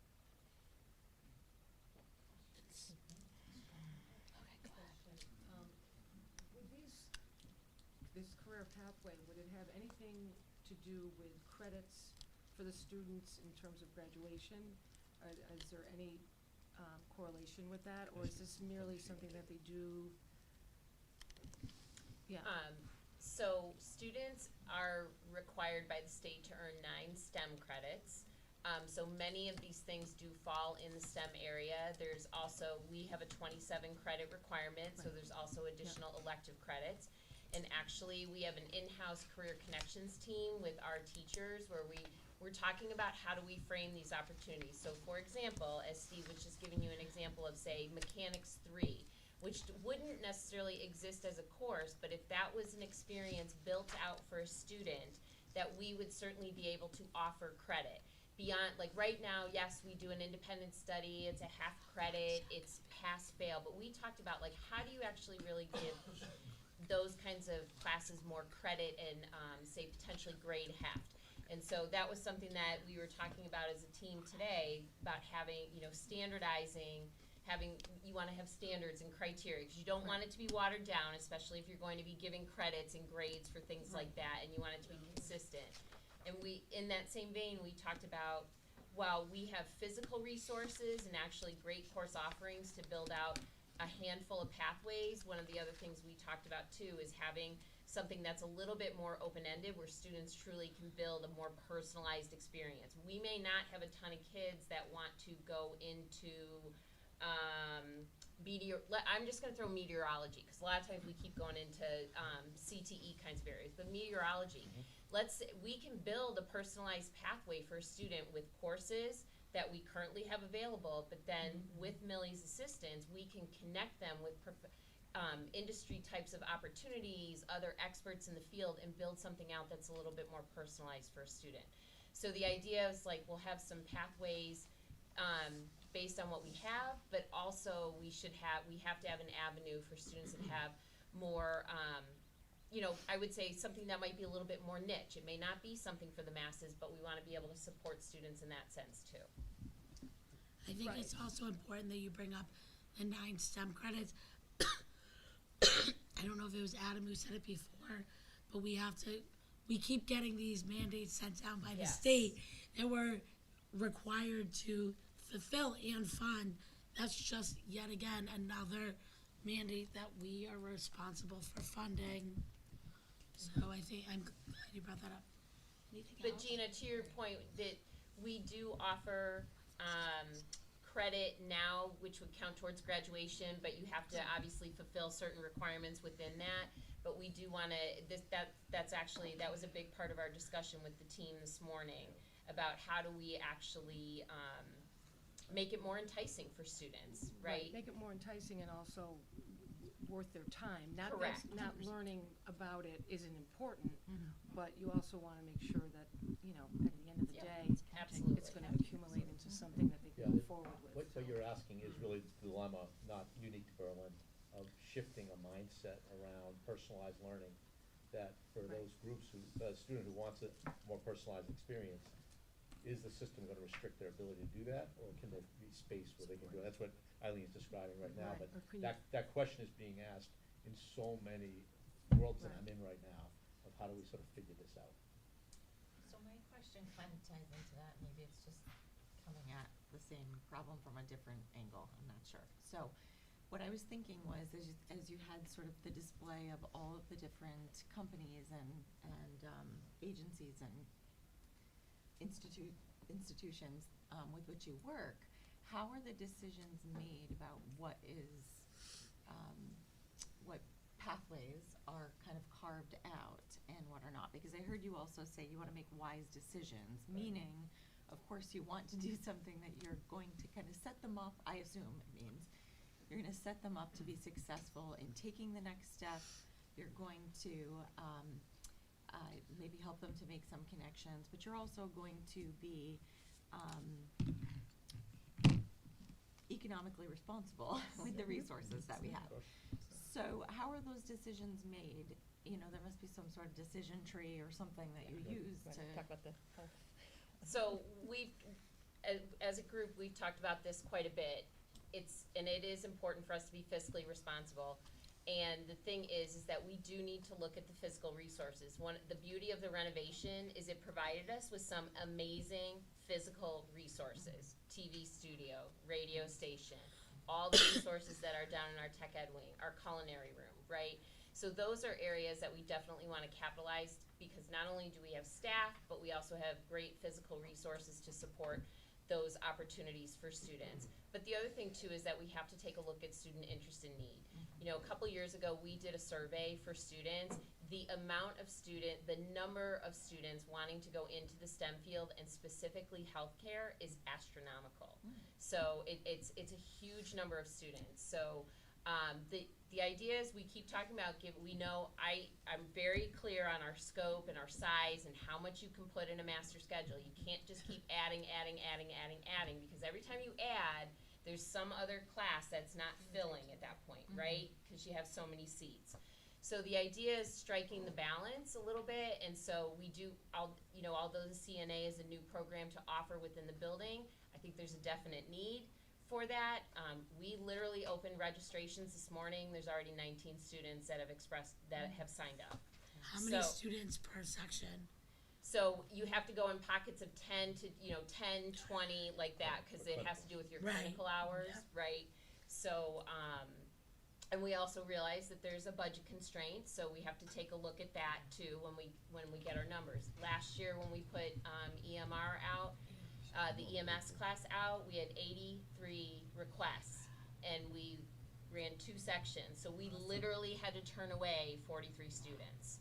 And one of the things that we're seeing is, you heard the firefighting students, they're taking firefighting and then they went into the EMR class, right? Now you're gonna have students that may take CNA and potentially do EMR or do something else, or also combine that with other science courses that we have in terms of anatomy and physiology, an advanced biology class, so to speak. So again,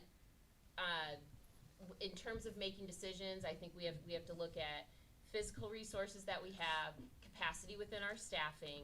Can we create partnerships outside of that if we need that expertise to come in? And then also too, the student interest, I think, is really huge.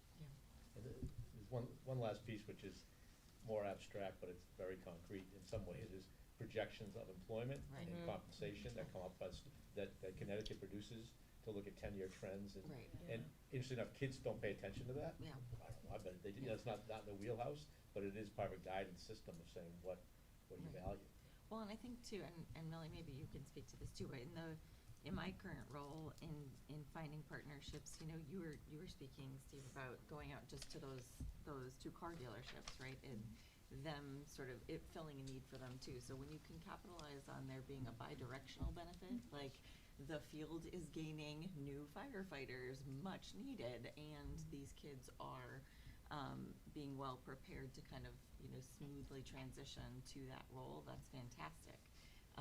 If it's a little bit more of a complex and elongated path, that may be a little bit more difficult. But I mean, I imagine it's easy to strike partnerships with businesses or industries wherein there is a shortage and they're looking to recruit people into certain fields. So has that been your experience? Yeah, and I think too that sometimes the workforce is a marathon too, right? It's not a sprint. So and I would say we know we're not a staffing agency. This isn't about we're filling needs. This is about understanding what's happening in industry over long term and what are they seeing, and they can help inform some of the decisions that we believe are important in the school, and at the same time provide those experiences that are part of that are part of the professional world in general. And I think that's what's been very, very helpful, and people have been really responsive. I mean, the woman from Eversource who came, she just she came right to the career panel. She's in charge of at least 700 people in part of Eversource IT department. She's now coming to McGee to that as well. Now she wants to form together groups of how we can help students understand how does IT work flexibly, not in and alone by itself, because I know STEM is a big thing, STEM in relationship to all the other skills that you need, which is the career readiness skills, the soft skills we talk about too. That's another big part of my job. And I feel very fortunate that I know there was 2 sections of the CNA, but just for me to hear the students say that that I was helpful for them, for me to support them through that CNA experience, because they did it all outside of school. They were suddenly like college students, and when online went down, no one knew what to do, but they had to still figure out how to do it, plus get to their clinicals and then update resumes and get out there. There's a few of them already working right now, and even the past cohort from Ian's cohort, they're also working as CNAs and are in, a few of them are in nursing school as well at University of St. Joseph, so. Now, we need to create a future educator pathway because. Yeah. Yes. And this is all in addition to the credits, the 27 credits that they're required. It's part of. It's part of. Yeah, part of it. This fulfills their 27 Yes. plus the 9 STEM, which is included in the 27. And ultimately, our goal is also that this would, we really want this to feed into Capstone even more. Yes. Right? Authentic experience, career exploration. So I was so excited when I saw that Tommy did his Capstone related to firefighting. So again, you know, that's sort of the educator this makes, part of like- me where everything is really coming together, you know, the notion of bringing all of these pieces together. And that's the way it should be. That's the through line. And it makes school more purposeful for kids. So they have to get 27 credits and 9 STEM credits to graduate. This is all part of that. So for kids who don't want to come to school or they don't have anything they're interested in, this is really picking out that niche. I just want to say that there is no roadmap, though. It's not as though we went to another school district and said, they're doing X, we plug X here, it works. We're really starting at the foundational level, you know, working with Steve last year, hiring Millie, and you're seeing pieces that we believe that are going to work for Berlin Public Schools. So it's not as though you go to another high school in the state and say, they have this down, let's just take that model and implement it. And it is based on student interest. And also having pathways, not just having, and Eileen is very conscious with conversations about how many courses we put out, given a number of students, and making sure that we're not offering things that can't be filled in the process. But I can't speak enough of how proud I am of the work. And just at the rate that we're moving, it's not like we're racing to it, but we're definitely putting some solid foundational blocks in place. And I'm excited for the future of what it can offer, so. Obviously, you know, getting to know like all the different programs, and we talked about like student interest. And obviously they find from the coursework, you know, what course is offering. But is this something that like the students themselves reach out, or is it after some of these presentations that the students come and speak forth with, I don't know, a guidance counselor or a teacher, and then it kind of trickles? Like, how does the, I guess, process? I'll let Millie I'm field just this one. curious. There's Yeah. there's definitely 2 layers to that. And one is, you know, some experiences like, okay, so like what was really hard for me, for SESI, for Hartford Healthcare, to go there, there's so many that want to go. I could only take 22. Okay, it was limited. They limited it. So that we actually had to do some intentional outreach. So sometimes some of the activities or exploration activities outside of the school is very intentional. Some they can be anyone, first come, first serve, first 30, et cetera. I usually do a lot of advertising, talking, put it on announcements, et cetera. They're up on the monitors now throughout the high school. If you've ever seen the monitors of clubs and things you can do, now all the career activities are up there as well, both in and outside of school, and now it's becoming word of mouth too. So like, for example, even in sophomore workshop, I'm also pushing into sophomore workshop and talking about a variety of post-secondary careers, so that I'm also teaching a little bit more of what I know of the career coaching field. And sophomores are going, okay, where do I want to do CNA? And I didn't even talk about CNA, so, or EMR or something. So definitely the word of mouth through students is another big piece of it. And some need a nudge.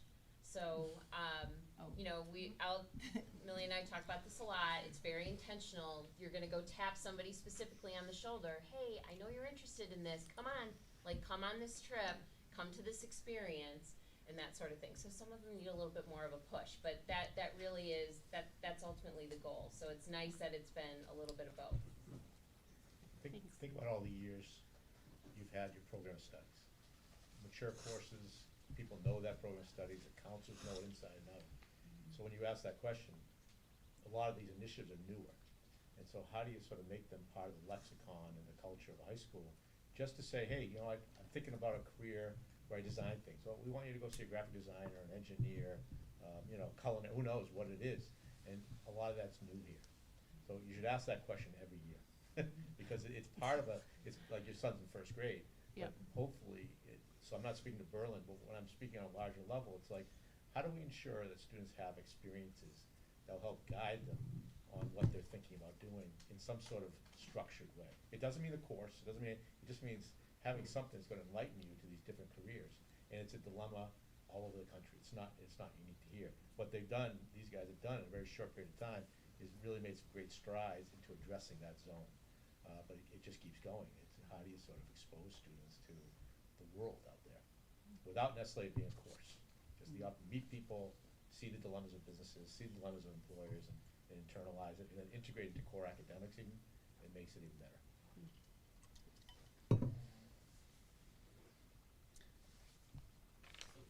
I just want to say that I am completely blown away. Okay, so we've had these conversations for a couple of years now, and when I saw this on the agenda, I wasn't sure what I expected, but you are so much farther than I anticipated. Yes. So I applaud you. I'm in Listen, awe of that's what you've Millie. accomplished. That's all Millie. So I'll give Millie all the credit, but I know how persistent you are and passionate about what you want to accomplish in the high school. So I'm giving you credit as well, but I'm blown away by what you guys have accomplished in such a small amount of time. I wish my kids were there now, even though Thank they're you. grown up and out. But I will say, and I know that was a huge leap during tough budget times to fund a position such as this, but as a result of that, you can see the payoff and the benefit that it has provided to our students. It's huge at this level. I think I want to say too, what's been amazing is that, I mean, I feel very fortunate, like I have the bandwidth. So if an educator says, I've been wanting to do this for my students, but I can't, I'm like, I have the bandwidth. What do you want? This is what you need. I'll find the resources. I didn't know any of those computer science panelists. I didn't know any of them. Okay, I have contact. I'm gonna keep, pursuing something so that I can bring it to you. And I really appreciate being able to be a resource. And I think that's a helpful thing. Can you remind me, maybe not remind me, can you tell us what your background is? My background? Yeah. You don't want to see my crazy slides I show my students, because I talk about a career is not a linear pathway. For most people, it's not, right? Totally Sure. appreciate that, yeah. So I actually have a bachelor's of arts in psychology and a minor in Spanish. And as I tell my students, what can you do with that? Not too much, but you got to get out there and help people and get a job. So I'm a first generation college student as well. I worked full time and I went to school full time. I graduated from Southern. And most of my early career is in social work, in social services, doing truancy prevention. I did very high intensity family preservation through Climber Family Services in New Britain. I worked in the cities a lot. I had a very tricky time by the time I got married and had babies. I had disability, so then I started pivoting and working more in education over time and did a lot of behavioral support. Taught social emotional learning at one of the CREC schools. I worked for CREC, I worked for Hartford. And then I also got my master's in school counseling, but interviewed a lot for that, couldn't get a job in there. So I became a career coach. And I was a career coach in East Hartford and did a lot in STEM and manufacturing. So anyway, sorry. No, not at all sorry. I think it's As I say, fantastic. All of that has informed your perspective and made you the right person. That's why when this job came available, I was like, I'm like, I feel like this is like my whole career life has led up to this, as strange as that sounds. I'm not sure if I didn't remember or if I just intuited that you were probably a school counselor. I have my 068, but really I've done more of the career I know, coaching I get piece, it, so, yeah. that's the It's nice part. fantastic. Thank you for sharing that. Sure. All right, thank you so much. Thank you. Good job. Thank you. Great job. We're gonna move on to the adult education presentation. I'm gonna let Brian speak. I'm gonna go get I'll get it. So, Lori Jurgen, one of the directors of curriculum, will present on the adult ed. But our adult ed program, she'll share some numbers and things. Years back, I want to say maybe 5 or 6 years, we talked about the possibility of having a collaborative program with another community. Lori's going to share with you our proposal to collaborate with Wallingford, and I hope that by the end you'll see why we're thinking that it would be beneficial to be in Wallingford for the Berlin community. Lori? Thank you. Rosemary Goodwin's the director of adult ed. She's officially a speech and language pathologist at Griswold School, but she's also doing this and really helping us out through this half year. So, as Brian said, we have been taking a look at joining our adult ed program with another adult ed program. And we started having that conversation this fall and moved forward. So we met with Carrie, Jamie, and Melissa last week and just talked about some of the questions that might have come up and where we're going. But just so for adult ed, very quickly, there's a part of adult ed that's mandated. So the state says you have to teach GED, you have to teach citizenship, you have to teach ESOL. So those are the areas you have to teach. Then there's the enrichment part, which is oftentimes the things that people in the community might want. So, for example, Tai Chi is a big one, but it could be jewelry making. We have people that come in and talk about estate planning, all of those types of things. So that takes place.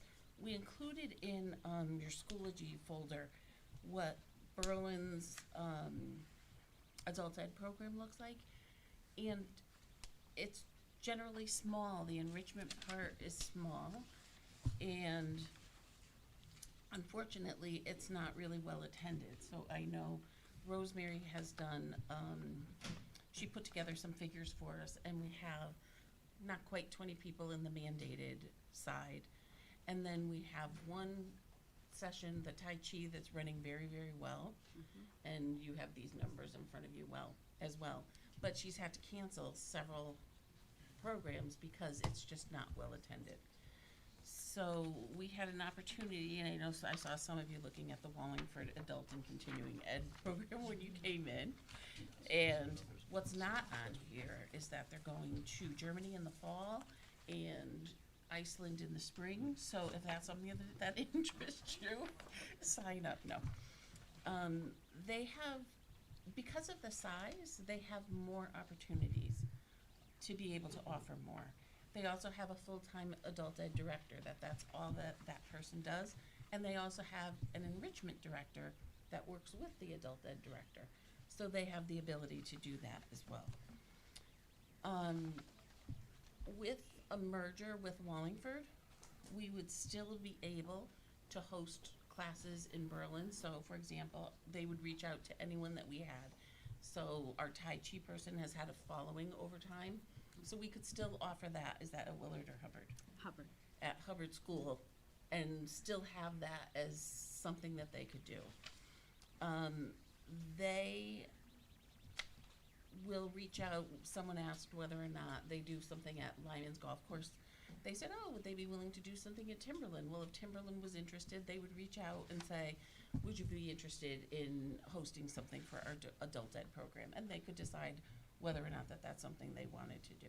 So we can still have the non-mandated courses here at Berlin sites, but we would still be welcome to go to Wallingford, to some of their places, and some of their courses are off-site as well. So, as I said, they have Lyman's Golf Course there. They also do some via Zoom. So I said they probably do the guitar one via Zoom so they could mute their students, but no, I'm kidding.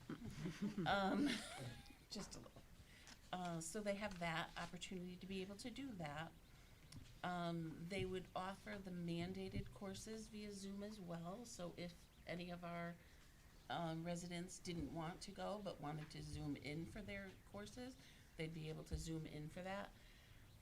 They also budgeted for Lyft or Uber cards so that if someone needed support that way, they'd be able to provide transportation for them. So they're being very thoughtful. We've had great conversations. The director in Wallingford was a former Willard teacher, and so we had that connection, and he's been great about working with us. Can you speak to why Wallingford, Lori? Sure. So we talked about Wallingford when we looked at the bigger places around us. So they have Meriden and New Britain, and historically those have not been towns that our residents have been willing to go to. Southington's part of Bristol. Newington doesn't like to necessarily be friends with people all the time. I'm trying to be nice. So we went with Wallingford. As I said, we have good connections with the people that are in Wallingford, and the opportunities that are there were vast. We were impressed with the program that they had.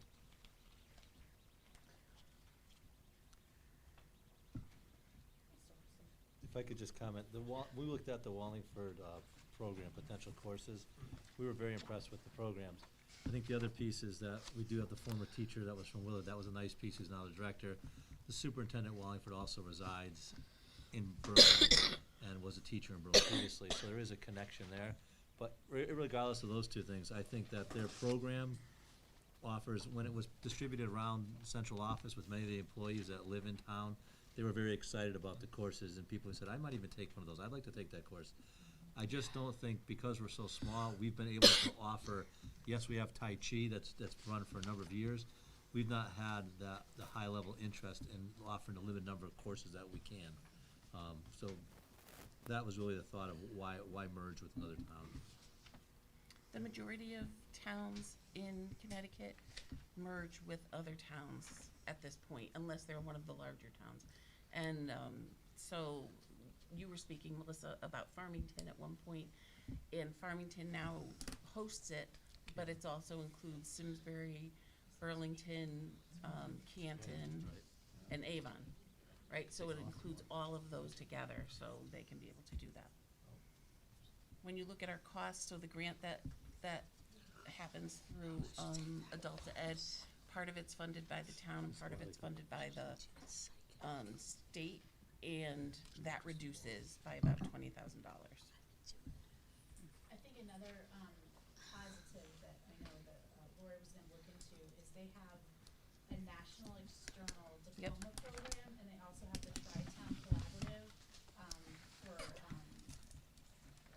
career exploration for 17 to 24, and then the external diploma program, which if they're open to offering that to our town would be really And they an are. asset for which is that in itself is just a huge positive to have that availability to our residents and our kids as they're getting older and getting out of the school system. And part of our adult ed now is doing some of the career navigation, similar to what we talked about just a few seconds ago. And so this would be taken care of through them as well. And you were saying that they even offer courses during the day, correct? They do offer courses during the day, so we have, you were talking about some of the families having a barrier. Right, childcare, that's an issue, so some people have brought their kids, and I have to say, I'm sorry, we don't have, childcare available. So, yep, that is, some people have asked, do we have it during the day? And I'm like, no, sorry, it's only in the evening, so. And secondly, it's been very hard to get instructors, like for the actual GED classes, like a science instructor was very hard to come by. So it's tough to get teachers in general, so. What did you just say before? I missed it. You said that will take care of this as well, but I did not catch. Brian asked a question, I think. I think it was, you were asking about The Tri-Town, remember the. Yeah, she said they're willing, high school. but then They were willing after to do that, it, and then something we were just talking about, and The then you said- navigation, the career navigation. Oh, Yeah, okay. yes, so they do that as well. Excellent. What's our overall budget now for adult ed? It's 69,000. Roughly. It's about 69,000. And what and about is grant? 23.6% next year is funded by the state. So you had mentioned with us merging though, we wouldn't get, was it the state? Everything, the money would To go get to it the for- state. Yeah. The grant would go to the state. So this is like sort of, well, it is a consolidation. Yeah. Consolidating and using some of our courses as well as theirs put together too. So they could come to us, we could go to them. Correct. For Tai Chi and. And they only have a residential price. Someone asked about residents and non-resident price. They only have a residential Right, I price. think It's it only was that one over price. I mean, if you look at their offerings, I mean, some of the eucalyptus spray, I mean, everybody wants to make a good eucalyptus spray I these wanna do the days. psychic. How could you not do that? Especially with Valentine's Day tomorrow. Sewing PJ pants. Sewing PJ pants, I want to sign up for yoga, that's what I need. But no, I mean, this is a great offering. Yeah. I mean, I- considering what we were offering previously to what we can offer now, I mean, it makes sense. No action has to be taken. Any more comments? Any more comments? We don't have to take action on this. Right. Good work. Thank you. Thank Thanks, you. everyone. Thank you. Thank you so much. All right, I'm gonna turn it over to the superintendent to report on the numbers for the open choice Okay, program. in your Schoology, you have a document that shows the number of choice students. This year, we're at 3%, a little over, I think, 3.4%, I think is where we ended up. We are requesting 22 new seats for next year. We're asking for 14 at the K level and 8 at the first. My thought of offering 22 seats would give us the 4%. It's like 4.1%, I believe. The likelihood of getting the 22 seats is not high. But the thought was to offer it by chance. We're only asking for them with the same model we have put in place for the last six or more years. Only offer them at the K1 level. The only way we'd offer additional seats, typically if we take a K student and have a sibling, we would allow that sibling to enter at a different grade level, we would offer a seat. So if we do hit the 110, we would be at the 4%. If we do not hit if we don't have 22 students that enroll, we even have 20, the likelihood is we will be below, we'll be at the 3%. I would anticipate that we'd be fortunate to get 14 students based on the numbers that we got this year. And the other piece that could be a factor in this, we're anticipating the roll-up at 88. We've lost many students throughout the year that opted out of the choice program. So this really is a projection. The likelihood of this happening to be at 110, I would anticipate that we'll probably be under 100. I just can't tell you where that would be. Brian, do you know why they're opting out? One of the major reasons is they're moving out of Hartford. That's one of the reasons. The other reason is the transportation. Transportation, I got a phone call today from another district regarding their transportation, asking how ours was going. We're very fortunate with MBT. Many districts are having a problem with their normal transportation. The correct transportation for choice has never been wonderful. It is even worse now. So students, so the bus rides are often over an hour, or they don't show up at school at all. And there's a lag time between when they register to when they can start school. Sometimes it can be up to 3 weeks. It's just not, it's not practical in a lot of ways. They're missing a lot of education, even though the education that we believe is much more here.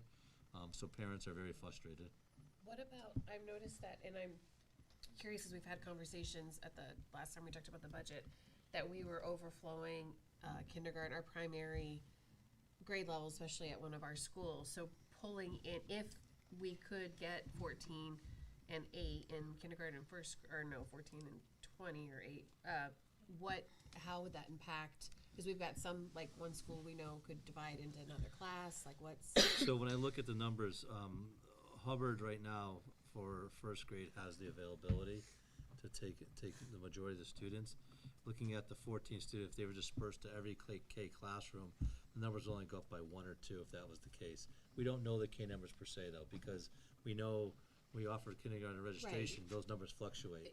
So we are rolling the dice a little bit there, there's no doubt. Will it be adding classes or costing more money? No, we would not add any classes, the anticipation not to add classes, but I can't say, as Jamie brought up with all these new apartments, to say that we don't see people moving in the summer months and registering. I can tell you that throughout the year, our general numbers of students, we've registered over, I wanna say it's close to 50 students since the beginning of the year that weren't here initially. So, I can't say to you in any year we did the choice that I know for sure that the numbers won't, but I know with 14 students, which I don't think we would receive 14. Right, that's just. We could disperse 1 to every classroom if needed to be. And we'd be safe. We don't have 14, I wanna say we have, if I'm correct, I hope I'm correct, with, we have 11 classrooms, so. Okay. Before we continue the discussion, I'd like to make a motion. Thank you, Adam. I move to approve the superintendent's recommendation regarding the level of participation in the open choice program for the 2023-2024 school year as presented. So the motion by Adam, second by Carrie. Now we can open it up for further discussion. Second by who? Carrie. said it way too early. Oh, Jamie, who seconded it? Melissa. Melissa. That was Melissa, but Who was it? I'm sorry. I got It was Melissa. Jamie. Jamie. All right, it was everyone. Okay, cool. So motion by Adam, second by Jamie. Now discussion.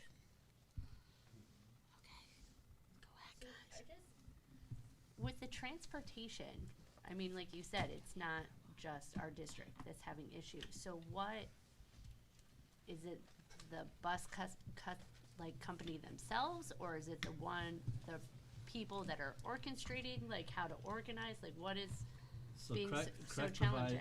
provides all the transportation for all of the choice program. Okay. Not just Berlin, so it's not through NBT. Okay. So what happens is, in order when a student registers, they have so many students they're taking care of, they might say it's gonna be 2 weeks before I can get that student en route. Yeah, because they have to figure out who to pick up when, Right, and so that's obviously 10 make the days most of sense. education that student misses. So, yeah, right, Yeah. exactly, you're shaking your head. So parents get frustrated, or they're getting to school an hour and a half late in the morning. So there's not much we can do on our end because Yeah. I can't provide the transportation for them. And the other piece is people move out of Hartford. Once they move out of Hartford, they're no longer eligible. Okay.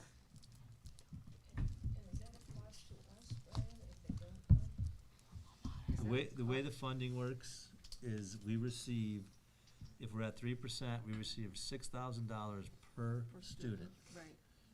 That we use all of our choice funds, or I should say, the majority of our choice funds, if we're at 3%, are used for staffing. Not for staffing for choice, but staffing for current teachers in the district that are teaching Berlin students Okay. and Hartford students. Or they may just be teaching even just Berlin students, there may not be a Hartford student in that class. If we're at 4%, it's at $8,000 per student. If we go to 2%, we're at 4,000 and then 1%.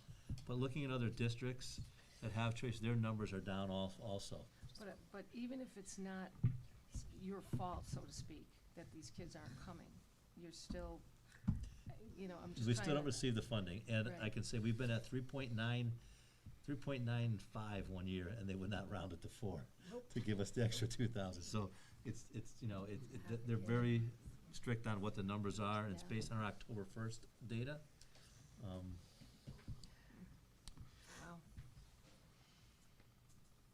The comment also, I just want to say this, the comment also is that, are these students, choice students, depleting resources that would be for Berlin students? So we did an That analysis. always comes up. I'm We glad. did an analysis, and Lori looked into it, and I want to say that it was less than 6% of the students were receiving resources, so that's not the case. So whether receiving reading or math or so on, it was very low. And as Linda shared tonight, if the student is outplaced, we don't receive the funding for that student, but Hartford pays for that student's outplacement. It's not a Berlin cost.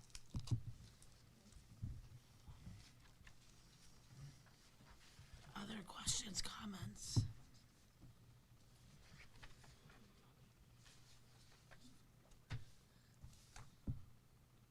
Okay, we can move to a vote. All those in favor? Aye. Opposed? 9-0. All right, thank you. Moving on, Mr. Cugno has a brief update for us this evening. Always brief. Always brief. You know that. Thank you. Evening, folks. I'm gonna stand because I'm gonna go over to this. First of all, business office at the district, we have a lot of charges, as you know. One of the charges is, and I will read one of them because I think it's appropriate for this evening, is to work on facility projects to prepare for and support advancements in educational programming. What that means is we plan projects. We plan projects in order to support what all the teachers and all the administrators are trying to do.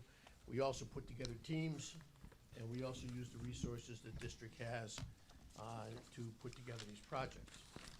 I've got a couple tonight, what I'll very quickly speak about, just because I think, or actually more importantly, the superintendent believes that it is very important that you see some of the things that we are working on, so you are aware of it, and you can speak about it if asked about it, and give us your input on whether you think we're going in the right direction. The first one is one you have heard about before, is the outside classroom. These are the best slides that I could put together. They are real slides that were used basically to get some approvals. I want to walk over here and just say, well, I'm going to give a little background first. I think that makes sense. About a year ago, we got together with a team. Teams made up of wrong one here. Yeah. Principal of McGee, the town facilities and grounds workers for the town, a local contractor, and special ed staff, including Linda Holian, naturally, and one of the then teachers, Pam Hammond, who some of you may know, who was interested in doing a grant for our district and was interested in doing something over at McGee. We talked about it a lot, and it ended up being a grant relative to an outside classroom.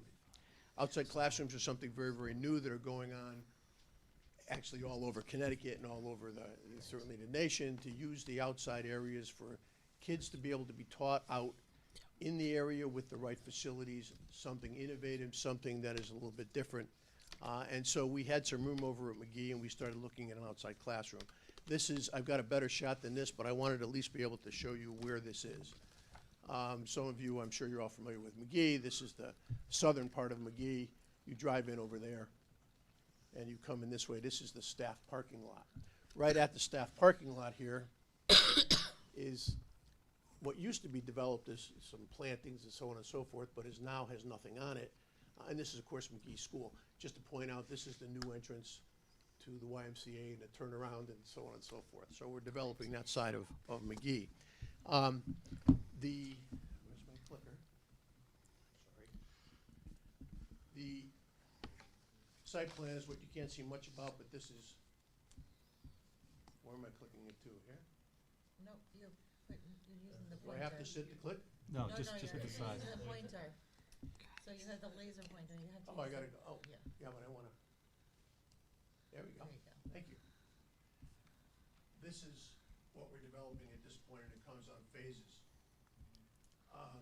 The yellow is sidewalks. The blue is a 20 to 25 foot, a 20 by 25 foot pad, very large, which is going to have something on it, which I'll show you in a moment. And then another pad over here, which will have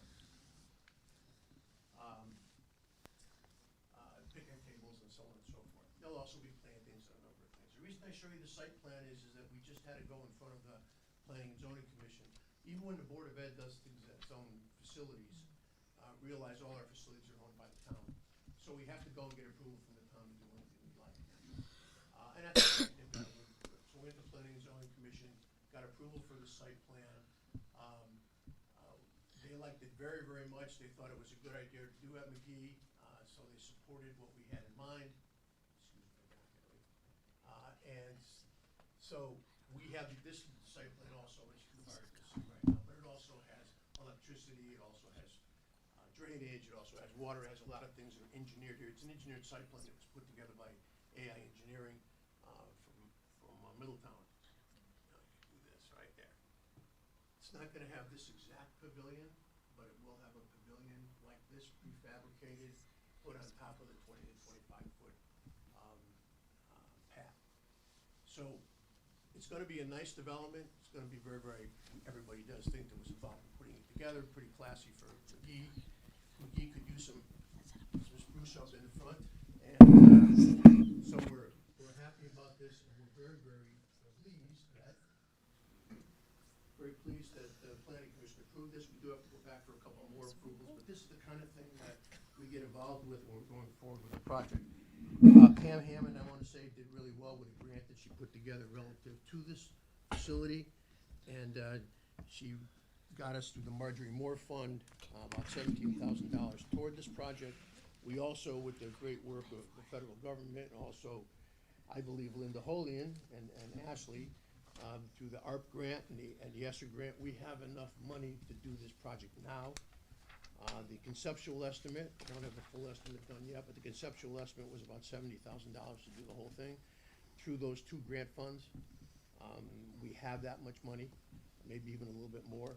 And so what we're hoping to do is move to final development here and move to construction in the spring and in the summer and have this ready for next year. So that's one thing that we're doing here.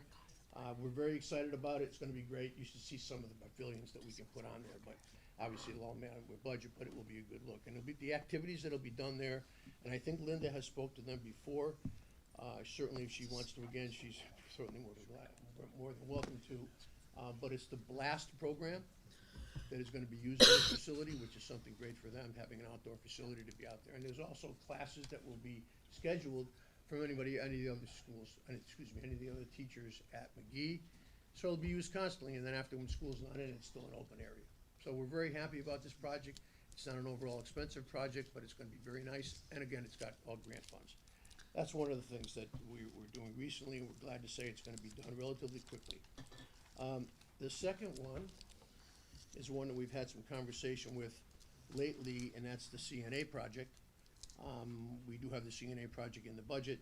I know there's discussion going on with that, but from the business office's standpoint, other than the budget itself, what we've been doing, because we understand now that in order to get projects done, you've gotta plan relatively early. You've gotta get things put in place, you've gotta get the design done, you've gotta get choice of FF&E done, and you've gotta get a schedule and an estimate done before you'll even get the funding. So this is just some of the stuff that we do. We have a classroom that was put together. The team was Eileen, obviously the principal of BHS, also Cara and Laura from the curriculum staff. We also got an architect, JCJ architect out of Hartford. They are helping us put together the entire idea of what goes on. They have built these projects before, St. Joseph's University, another one I believe they did down in New Haven. They know what the components are necessary. So we have done things like pick out furniture. There's a few different scenarios. If you can see over there, that's the layout of the room over to the right. This is a second layout, a potential draft. These are things that will all be decided upon if we go forward, certainly with the project. And lastly, we won't go through the budget, but we also get a professional budget done. So we know what we're really looking at for a project. We know it could change by the time we start construction. We don't know when this one will ever start construction, and obviously we, as you talked about earlier today, it has to have funding. We will continue to try to get funding for this project. Hopefully it'll come its time very soon. We'll also look for grant funds. But from a business office standpoint, these are the kind of things that we do to help projects forward. We like to have them ready when our teams want to have them done. And again, it's all a matter of making sure that the district is, from an overall standpoint, is supporting the educational items and making sure that we're trying to do new things for our facilities. We've been lucky lately to get a lot of grant money, and we've done a lot of facilities, including CCTA, as you've heard about earlier, and a few others, and we hope to continue to do this. That's all I got. Quick enough? Excellent. Any questions for Mr. Cogno? I'm not gonna ask any. I don't have a question for Jeff, I have just a general question, right? So I love the idea of the outdoor classroom, but with today's school violence stuff, how, like, we're gonna put these students right out in the open, has consideration been thought for that? That is exactly what I was gonna ask. How did you read my mind? It was school safety. One more. We key into buildings, we. I will say, there was discussion at the Planning and Zoning Commission that brought up, if you were gonna have classes out here, what's the security gonna be like? First of all, remember, that area is at McGee right now. There's people that are around there, and there's kids all the way up to the drop-off areas right over there, so this is not a new area that's gonna be open to anything. Well, but I'm thinking from the perspective of, right, so, from a school shooting point of view, School we're not- safety, we'll these say. kids are right outside, they're not in the building, there's no place to hide. that kind of stuff. That's my question. You know, I think in today's day, we all have to think about that, you're right. I'm not at all thinking that that's not an important question, but understand, at McGee and a lot of our other schools, for half of the day, there's kids out playing in the fields, there's kids at the bus stops, so, again, you're right, they're gonna be outside there, there's gonna be people there with them, certainly. The P and Z committee asked for one thing to do if they're considering for safety, that's what they do, This is- is for us to put along this area here, not a fence, that they talked about fence to begin with, but low boundaries of some form or fashion, that so cars can't go off the road and go into the area, but we're not talking about an active playground. It's a passive outside classroom, but your comments were going, So that, security everywhere. yeah, that was my question too, because I too really appreciate and value the opportunity to get outside and Mhm. learn. And I've been in some outdoor classrooms, but the ones that I've been in have been, one was sort of in the center part of, is in the center part of a building, so it's protected, although it's open to the, open to the open air, open to the sky. Like our I don't know. courtyard there. Like a courtyard, right. And then another is behind a building, the two that I can think of. And so that potentially provides a little bit more, maybe not protection per se if it's behind the building, but a little bit more notice time to prepare should something to, happen to threaten school safety. Because I think to myself, I can't really reconcile the idea that we have to, swipe into schools. Kids aren't swiping into schools. So if there were an emergency in the front of the school, where do they go, Tracy? Like, where do they run? Where do they go? Where do they hide? It's a horrible thing to think that way, but if we don't, we put so much time and effort and thought into kind of fortifying, I guess, our school safety measures that I can't reconcile my thoughts around how we then put kids outside in front of the school unprotected when How we're saying, come- come in and we'll protect you. How come they didn't consider the courtyard they already have?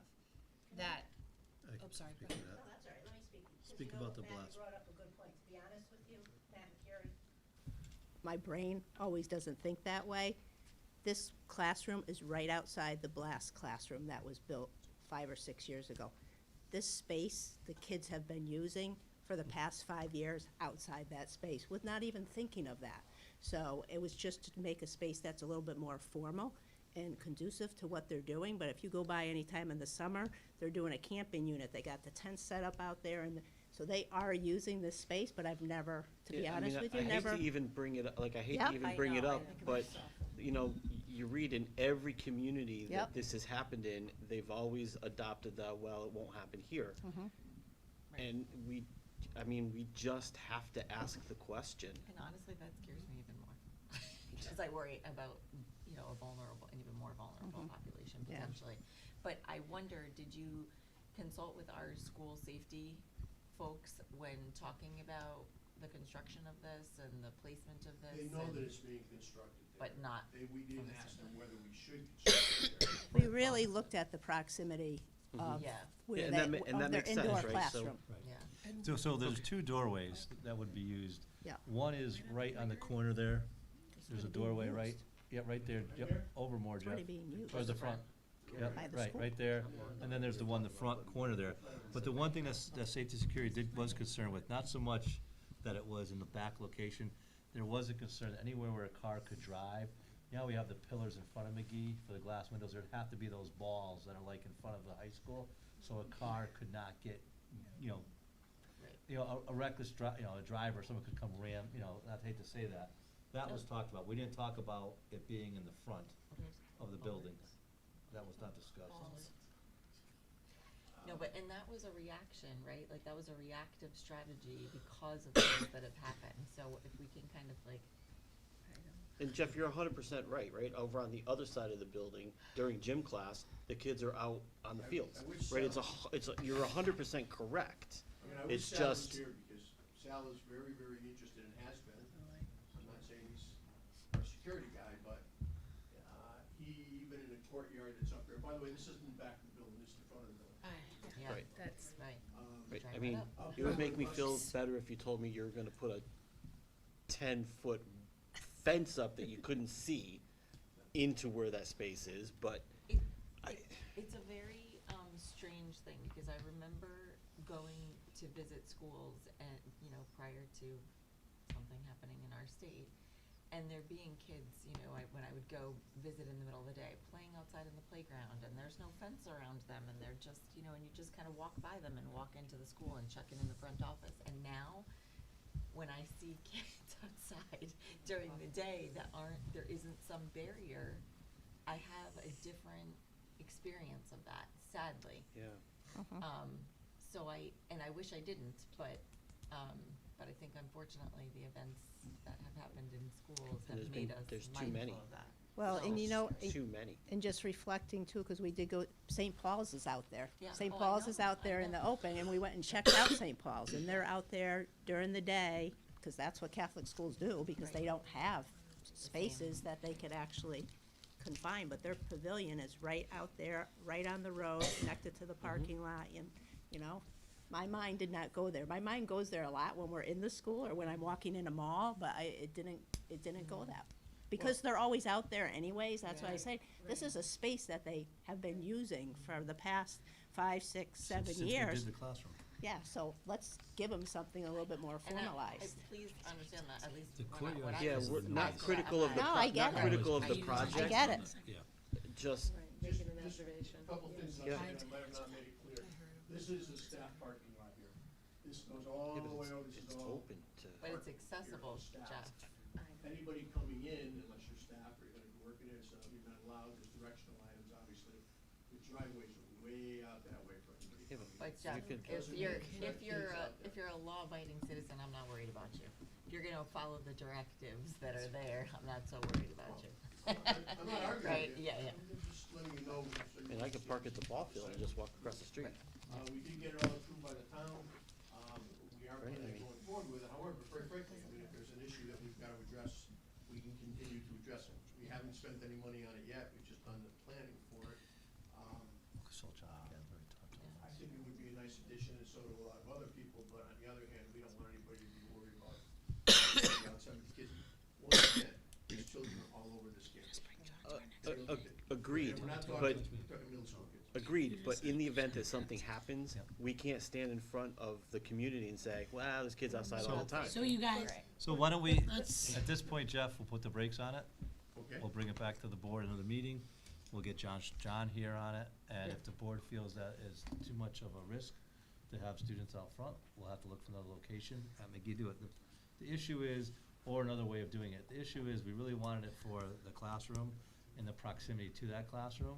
So if fencing to somehow, not right on top of it, but fencing around it would make it, safer, or feel that way, maybe we could do that. It's a big enough area to be fenced. And then I have Again, two to other- be clear, I'm not against the project at Right. all. I'm concerned about the student safety. and I think that's our job as a Board of Ed, to ask these questions and find these answers. So thank you for bringing that up, and we'll just table it for now. And John might come and have some immediate answers, like he is trained and has And different ideas than. He'll also have a we do. month to come up with other answers. Well, but one more thing, the funding needs to be spent by June 30th. So we know how construction get some goes, and quick so here my palms get all sweaty again and stuff like that. So we do have to, I mean, I agree, let's look at other spaces, if we could do it. Tracy said we already have a courtyard, why not? I mean, Encumber. The courtyard, because the classroom's around it. Yeah. To use it during the day, the noise is an issue. Yeah. According to Sal. Is there anything you can do, though, to address the? Well, I think, we could table it, I'm just. yeah, I think we just need to table Yeah, it, sorry. especially for the Okay. sake of time. But I think let them figure that out and bring it back to us at our next meeting. But the funding is like a concern for them. Yeah, and I think as long as we make it a priority in our March meeting, that's not an issue. If you guys have any other questions or concerns about this, before our next meeting, definitely just send them to me and I'll make sure they go to the appropriate person. Okay, thank you for that. And then that will cost no money to the board, correct? For Right? that project? Yes. I just wanted to clarify. Okay, so now we are gonna, so this evening we had last item on our agenda. And it's been a long meeting, so thank you, everyone. So we started our board workshop at 5 o'clock. We did that till 6:30. That's where we as a board discussed the superintendent's proposed budget. And we had a lot of questions, a lot of discussion. There were some things left just kind of out there for us to think about and consider. So we are going to continue this. We're gonna start with a motion for consideration, and then we may, Hey, put your number in. yeah, we need it. Pick a number. So I know a few numbers were put out there. Okay. So the number the superintendent came in with is 4.87. Then we also heard a 5.10. That's something we discussed in our board workshop. So in the workshop setting, we do not vote and we don't get a consensus because we do not take votes in the workshop setting. So the 5.10 would include the lead teacher at McGee. And I have an alternative to that. Okay. 5.1. And but really quick, we have Peters, which came in at a 7% or 7.9. 7.01, isn't it? No, 7.9. No, 7.01, I'm looking at it. Is that what it was? Yeah. That's what 7.01. No, 7.91. No, 7.91 is the facility request. So the initial ask, Is then the 7.01. 7.01. No, you're right, Matt. So Thank you just very much. so we can be clear and on the record, we have the superintendent's proposal, 4.87. We have the proposal of that plus keeping the lead teacher, 5.1. Then we have the original come in and ask, 7.01, and now Matt has an additional one. Go ahead. So I looked at the initial request, and then I looked at the superintendent's recommended budget. And I have a question before I give you the number. Brian, in the certified salaries, the difference between the 7.01 and the 4.87 for certified salaries is $244,414. That's the difference between what was asked for on page 2-1 versus 2-2. Are there any positions in that reduction from that would go anyway? You know, do you know what I mean? Like we don't need this position because of schedule or class size or something like that? No, Okay.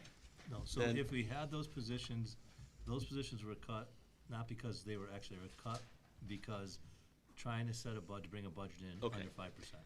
Then I would propose that we add to the superintendent's budget $425,055, making Wait, the can you say that number proposal, one more yep, time? adding $425,055, 425,055, making the new request 5.72. And how I got to that is I looked at the salary lines and the benefit line, the difference between the two, included the difference with contracted services, because I know we cut some services to get there. And that's what I'm proposing we add back in, leaving the other lines, even though I know that you reduced dollars there, as an alternative to your budget. So it would take it to 5.72.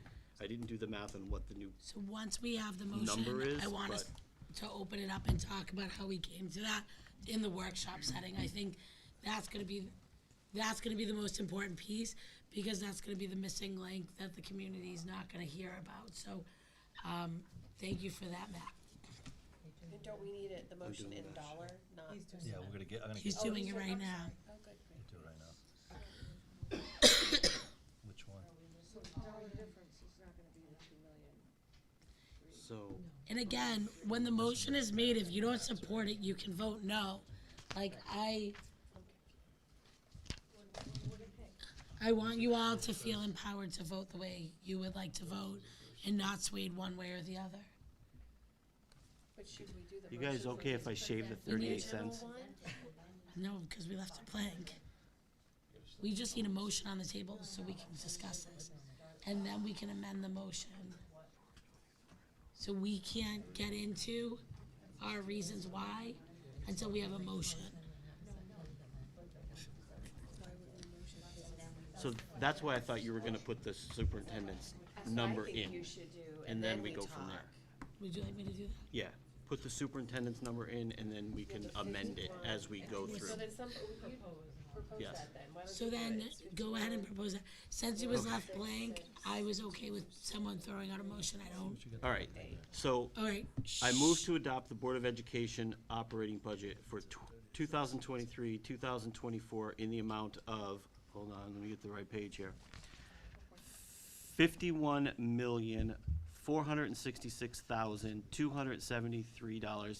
$51,466,273.38. That is the superintendent's proposed budget. So the motion by Matt, the second by Carrie. Now we can discuss, and then we can go to a vote. If we do not vote in favor of that, then we can Amend it. amend it. Yes. Okay. So in our workshop, a number of things were discussed. So first, just to highlight a few, and then I'm gonna just throw it out to you guys because I don't want to speak or misspeak for any of you. There were concerns about the lead teacher. There were concerns about we're gonna continue to cut and our needs are gonna continue to grow.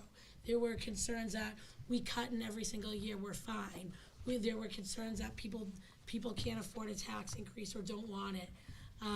We were there, population growth based on the new developments. There were a number of things that we discussed, and quite frankly, I wish we had more time to keep going. Due to inclement weather, that wasn't really that bad. All these workshops all got canceled. But in our defense, I think it's really important that we as a board are being consistent with the weather that we're holding students and families to, and we're not contradicting those by having these meetings. So, unfortunately, we had an hour and a half to discuss. I think everyone brought valid points forward. There were questions asked, there were opinions stated, and now it's our job to move forward with this. So, with the superintendent's proposed budget, there was we got a mixed bag of responses. The 4.87%. I'm going to throw it out to the board right now to discuss this. Can we see where we're at as a board as far as whether or not we like that number or not? Because, I mean, you can't have a discussion unless Right. you know where people are at Well, with the so we number. have the motion now. It's a discussion. We can just go to vote and see if it passes. Well, you could do a poll. Exactly. You Rather could do a poll the panel before we go to vote, just to say, Just are to you see if happy, we're in you know, agreement to are you that happy number. with it or not? Yeah. You can But do I that. wanted to So confirm let's, this is how would you like me to do it? Ask if it's too high, too low, or you support it That's or you the don't support it? proposed budget as is. We wouldn't talk about the lead teacher Okay. because we make a number do it and then either decisions way. about how we spend the money But is you could after just say we it's, get their money you know, amount. do you support make sense? that number? Okay, yes. I'm just gonna go through and ask if you guys support that number. Do you support it? No. No.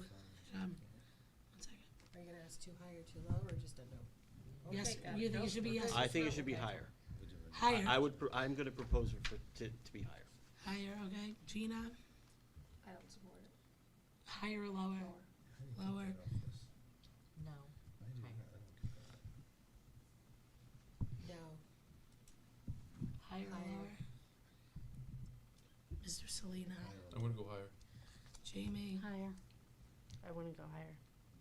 sorry, Melissa, what? I wouldn't go higher. You would So- not go higher? Yeah, Would you so keep it I or would go keep it. lower? Keep. Keep that number, right? Peter? Yeah. No, higher. Higher. And I would go higher as well. So we have one that would go lower, one that would keep it, and then 7 that would go higher. So now we need to talk about what that higher number, well, We're gonna talk about what that higher number would look like. can we just really quickly, before we do that, I think hearing the minority opinion before, though we're not voting, that is crucial, and we need to just make sure everyone's Agreed. voice is heard. Melissa, do you wanna start with why you would keep it? I mean, like I said, from last year to this year, obviously growing to understand this is obviously not my forte, and I'm taking on, you know, from the past and hearing, you know, the present, and just trying to, you know, look at the itemized items. I mean, I just, once again, one of our jobs is, you know, as a board, and it's in our goals, it's our setting is being fiscally responsible, not saying that what's presented is not. I mean, I don't know, it's not saying that certain positions or not funding certain supplies are not important in any way, shape, or form. I mean, obviously it's tough. There's a lot of increases. And I just look at my own personal life. I've had to cut back on things, you know, in order to do every day.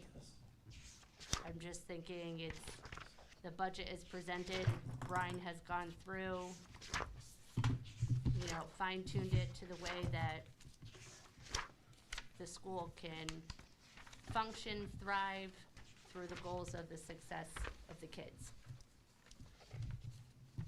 Do you have any other suggestions of why we shouldn't add to it, like the lead teacher, where else we could cut from? I mean, I do believe the lead teacher should be there. I mean, in an ideal world, I would love more teachers, smaller classrooms. I think that, you know, once again, we talk about this trickle-down effect type of thing. And I do think that's crucial, in terms of where things can be pulled. You know, still looking upon, you know, Brian as that being his job to fine tune, and I mean, ideally it would be great to hold everyone, get more, everything possible on the list. But I also just wanna make sure that we're fiscally responsible with the budget too, and the taxpayers' money. Thanks. Any other questions about the holding, keeping? Okay, Gina, do you wanna share why you wanna go lower? Well, just having gone through one budget cycle, which isn't a lot, I remember just going back to the drawing board and being able to sort of titrate where we could not create such an increase. I know contractually that we have really no say, so to speak. That just is gonna happen, and it's a big part of the budget. But I just think, and I loved all the ideas of, you know, this, all this extracurricular stuff that, you know, Eileen was presenting and the consultant that came in. But I just, it's a lot of money. I mean, you know, it's just a lot of money, and I'm just trying to wrap my brain around it, that we'll start here at the beginning of next year, because the budget never decreases. So this will be where we'll begin next year, and then we'll I feel like it's just something that needs to be revisited, where we can just sort of maybe look at it again and see if we can bring it in a little bit lower. I don't know if that's possible. I'm not a finance person. What are you thinking about lower, or like where we could cut? I think it's important to share this, because after I'm gonna ask people to still stand Well, by higher. I was trying to understand about the lead teacher, and, you know, I know that, you know, a lot of people are very passionate about keeping her, and, you know, the $110,000, is it really gonna make a difference? But I guess my feeling is, if we keep saying, well, it's only this amount of money, it's only 17,000, it's only 20,000, it all adds up. You know, when you just say it's only this amount or that amount, and I'm not, you know, inferring that this person isn't qualified and isn't good. But I think when we look at the big picture, I think the other aspects of what we were talking about, the career pathway, I think that's something that's long-term gonna help the students. You know, we were saying that the lead teacher would be someone that could help us in the short term with, you know, the post-COVID stuff, which is great, but I think if we have to have one or the other, I think the career pathway would be something that would be much more important, you know, long-term, because it's really gonna get our kids probably mentally healthier as well, you know, so it might be 2 for 1. I don't know. So really quick, not to stop you, but is the lead teacher a short-term or a long-term trajectory? I think you bring up a valid point, and it's important to talk about. I wouldn't say that it's a short-term trajectory. We don't know what the student needs will be. If you ask me outside of budget, does the lead teacher serve a vital role in the school? Yes. Does the lead teacher work with students that could have issues that may cause them disciplinary actions or to cause them to be educated in a different environment? Absolutely. But to say one short-term or long-term without knowing where students are in a year or two, I couldn't say that.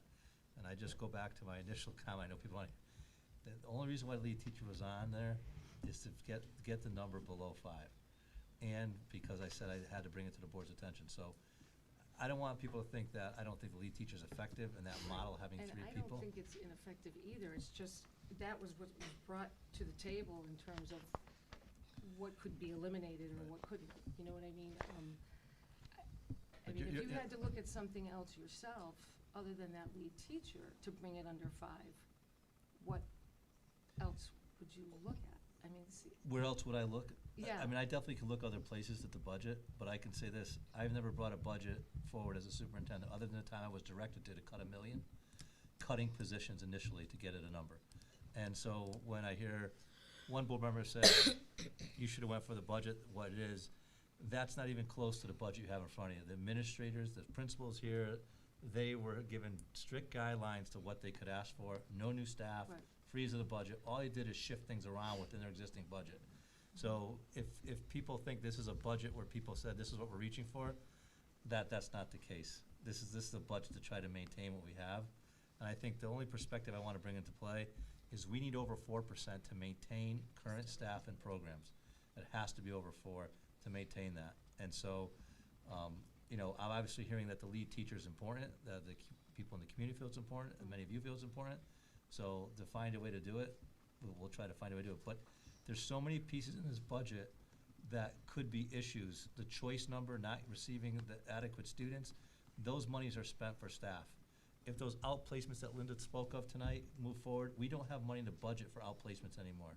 So I understand the fiscal nature of things as everyone's dealing with things, but I think that when you look at what other, I gave you an example in your packets, not something that doesn't matter, but looking at other towns and what they're asking for and what they're approving, what boards are approving, many of them are much higher than what we're asking for at this point. So I think you did a great job in maintaining the 4.87, like, you know, just, we have to have about that just to maintain what we have. My concern in cutting the McGee lead teacher, I know nothing about her, so I'm not fighting, and I hate this, that sounds horrible, I'm not fighting for her position. I don't know who she is. I mean, I know her, I don't know her. She does an excellent job. I'm sure she does. I'm not, you know, so it's not about the person. We want her, we love her. I'm sure she's fantastic. My concern, as we've seen in so many seasons, is when we start cutting, we don't get it back. So when we cut a position or we make really big cuts, it's really hard to ever get that back, because it's not like next year they're going to be like, you know what, here's $5 million for you, bring everything back. It never happens, and we work sometimes years just to get something back. Am I right? Like, I think that's a very accurate depiction. And I think too, just to extend that a little bit more, you know, if this is a budget constructed to maintain what is currently in place, you know, a lean budget at that, but, and we talked about in the workshop portion of tonight that we can reasonably anticipate that with approximately 340 units coming to town by the end of 2023, Jamie? Yeah. We're gonna have a larger school population.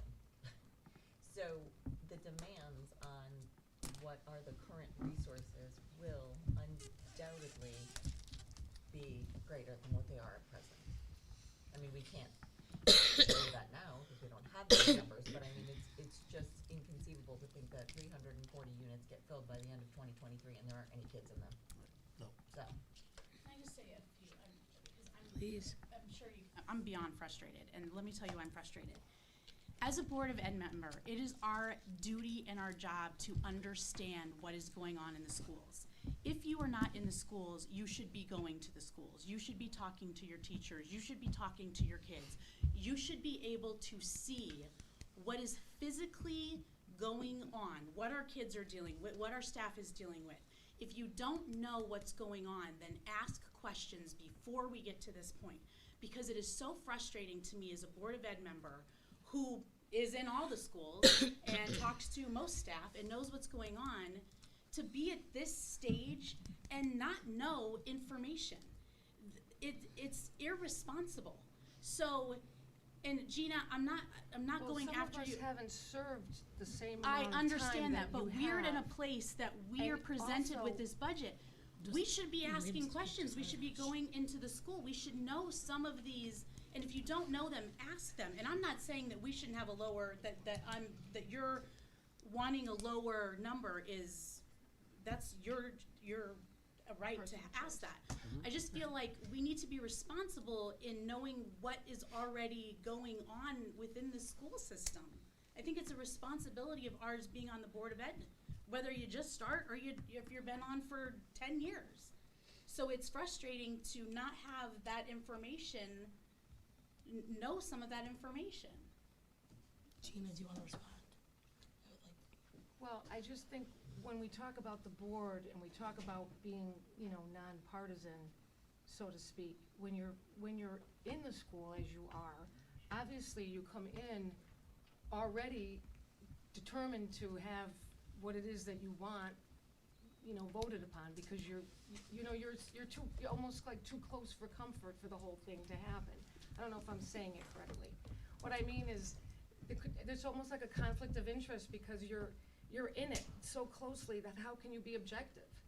Whereas sometimes being objective, you need to see the big picture, which you're too close for it in order to see the big picture, because you're in it. And So I'm not, how is that a with all due partisan? respect, I know you are doing a very wonderful job in what you do, but I also don't know if you can be objective and be nonpartisan, because How is that a political partisan is like Well, I'm Republican, just saying Democrat? in terms of being, Like, no, no. I'm using I the think word it's like non-biased. non-biased, that's what I Impartial, mean, I'm yeah. sorry. I didn't But mean to- nonpartisan is we're not I know, coming with I know. the demands of our What I party. meant was unbiased, yes, that's what I meant, thank you. But I think that's why we want a diverse perspective on the board. That's why I want everyone to say Right, where so- they are. That's why minority And I opinions are appreciate that, important. because objectivity comes from not being so close to it that you can't see the forest through the trees. And I'm not saying that you're not right, Jamie, and everybody should be as informed as possible. But, I can only learn what I can learn as I go. I mean, it's a big learning curve, and I'm doing the best that I can, but I also don't wanna just nod my head because everybody else nods their head. That's not why I got on the board. I got on the board to learn and to understand and to try to differentiate what, what everything is, and to try to understand it the best way that I can. And if that doesn't align with you, That's I'm okay. sorry. And then you guys can vote different. It's not supposed to. I mean, we're all here, as different individuals to try to hopefully make up, as Julia said, a diverse board. So, objectivity is what I came in with, and, if that doesn't fly, I can't help that, but. So in terms of just talking, with supplies and everything, I'm active with the Willard PTO, and I'm well aware of the amount of money, that it is outsourced in other places, that it's being brought back in school.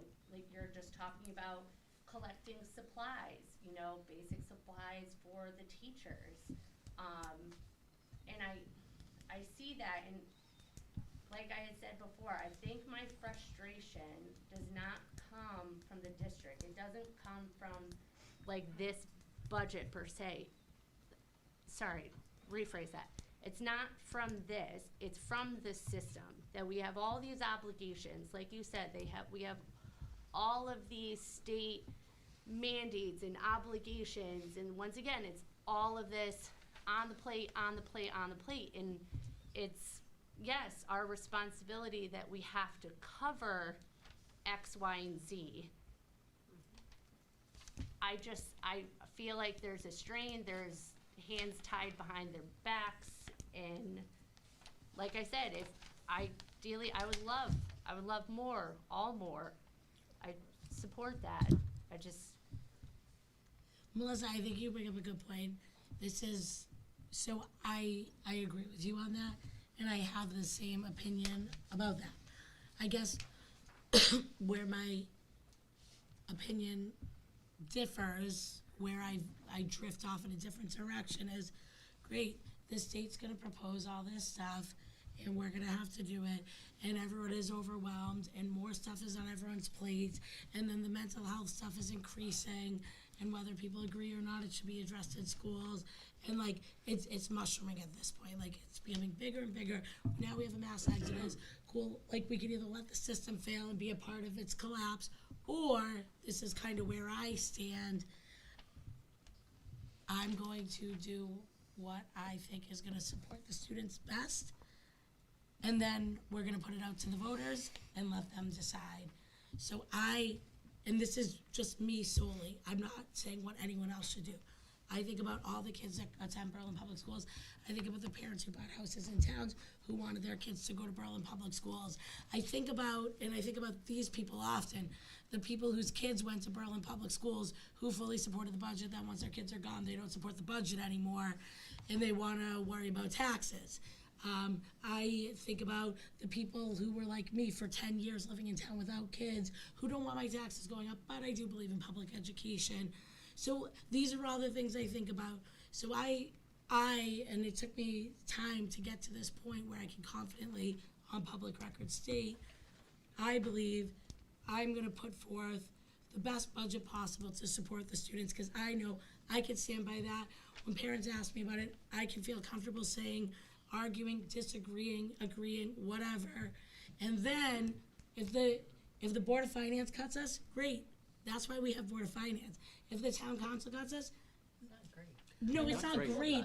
I'm just saying, this is why these systems are in place. I'm not on the Board of Finance, I'm not on the town council. Then when it goes to referendum, I can go out and support what I believe in. And one thing I've seen in my 7 years sitting on the board, parents do believe in public education, and our referendum will always go through with what the board thinks is what's right and best for all the children. I have not seen a referendum fail because parents want to cut the funding. That's who comes out and votes. And I've said that, I've shared that in town meetings, I've shared that at Board of Finance meetings, and that's truly where I stand. But again, we can all have different opinions, and I respect that and value that of everyone. I don't remember last time when we voted, that we voted this way. I thought we voted on the budget passing or not. I don't remember having to say higher or lower. Well, no, because there's a proposal to change the number. Because there was a proposal, there wasn't a proposal last time. There's proposals to change the number. So if we came in and agreed with what the superintendent said, then we just vote yes or no. Okay. Thank you. But it is our responsibility as a board to go through and have these conversations. It's our responsibility to have these conversations on the record so we're not having secret meetings. I have not spoken to anyone outside, well, I haven't had a voice in like 3 months, but I haven't spoken to anyone outside of the board setting about this budget until tonight. I don't think there's been any conversations, and I think it has to happen in the most public facing way. So that's why I'm making sure we're having this. We're candid about it. So that's the difference with previous years. And being in the minority, I don't think anybody has to worry about it. No, but so I think it is Well, important. no, but we need to Gina, hear your, minority opinions though can often change the majority opinion, and Like- that's why. I'm not here to change anybody's opinion. But it's important that you express that. So thank you for that. because the position that I took is completely different from when I walked in the door tonight. Right, so I just recommended that we increase it. I listened to the two ladies that spoke today, particularly with what Imelda had to say about not getting rid of the lead teacher at McGee, and maybe we should look at the renovation of the room. And I don't think it's in the best interest of our students to choose one over the other. I think what's in the best interest of the students is we keep the lead teacher and we renovate the room. And that all is part of how I kind of came up with a number. And so that I'm clear, so people are clear about how I came to the number, is I looked at what the initial request to the superintendent was, which is on page 2-1. And then I looked at what the superintendent recommended, and I calculated the differences of the salary lines for certified salaries, non-certified salaries, employee benefits, and contracted services, the difference between those two. And so for the people who want the numbers, the difference with certified salaries is $244,414. Non-certified is $84,230. Benefits is $34,224, and contracted services is $62,187. If you add those four together, you come to $425,055. I left utilities, transportation, tuition, supplies, equipment, and all other as presented by the superintendent, and I didn't touch administrative salaries because those two salaries are the same in both scenarios. And my thought process here was salaries drive our budget. We cut salaries to get to a number, but that's at the expense of the students. So from my perspective, it was a reasonable idea to add the salaries back into the budget, along with the associated benefits for that, to reinstate the contracted services that were cut, because we know that that's gonna be either software or something else that we're doing along the way that benefits our students. The other lines are all things, if you will, and I trust that you manage them well, right? So just follow my logic there. And at the end of the day, I feel like putting that amount of money back in would give you the latitude and flexibility to provide excellent instruction for our students. And I got on this board to do what was best for our students. My kids were already gone. We started this 2015, and that has always been my philosophy. I'm a taxpayer here too, and I've worked very hard to compartmentalize the two roles. No, I don't want my taxes to go up, but I also recognize that my role here is to do what's best for students. And I believe that what's best for students at this point in time, considering where we are with the excellent education we're providing, and we saw examples of that, there's two examples sitting right next to me.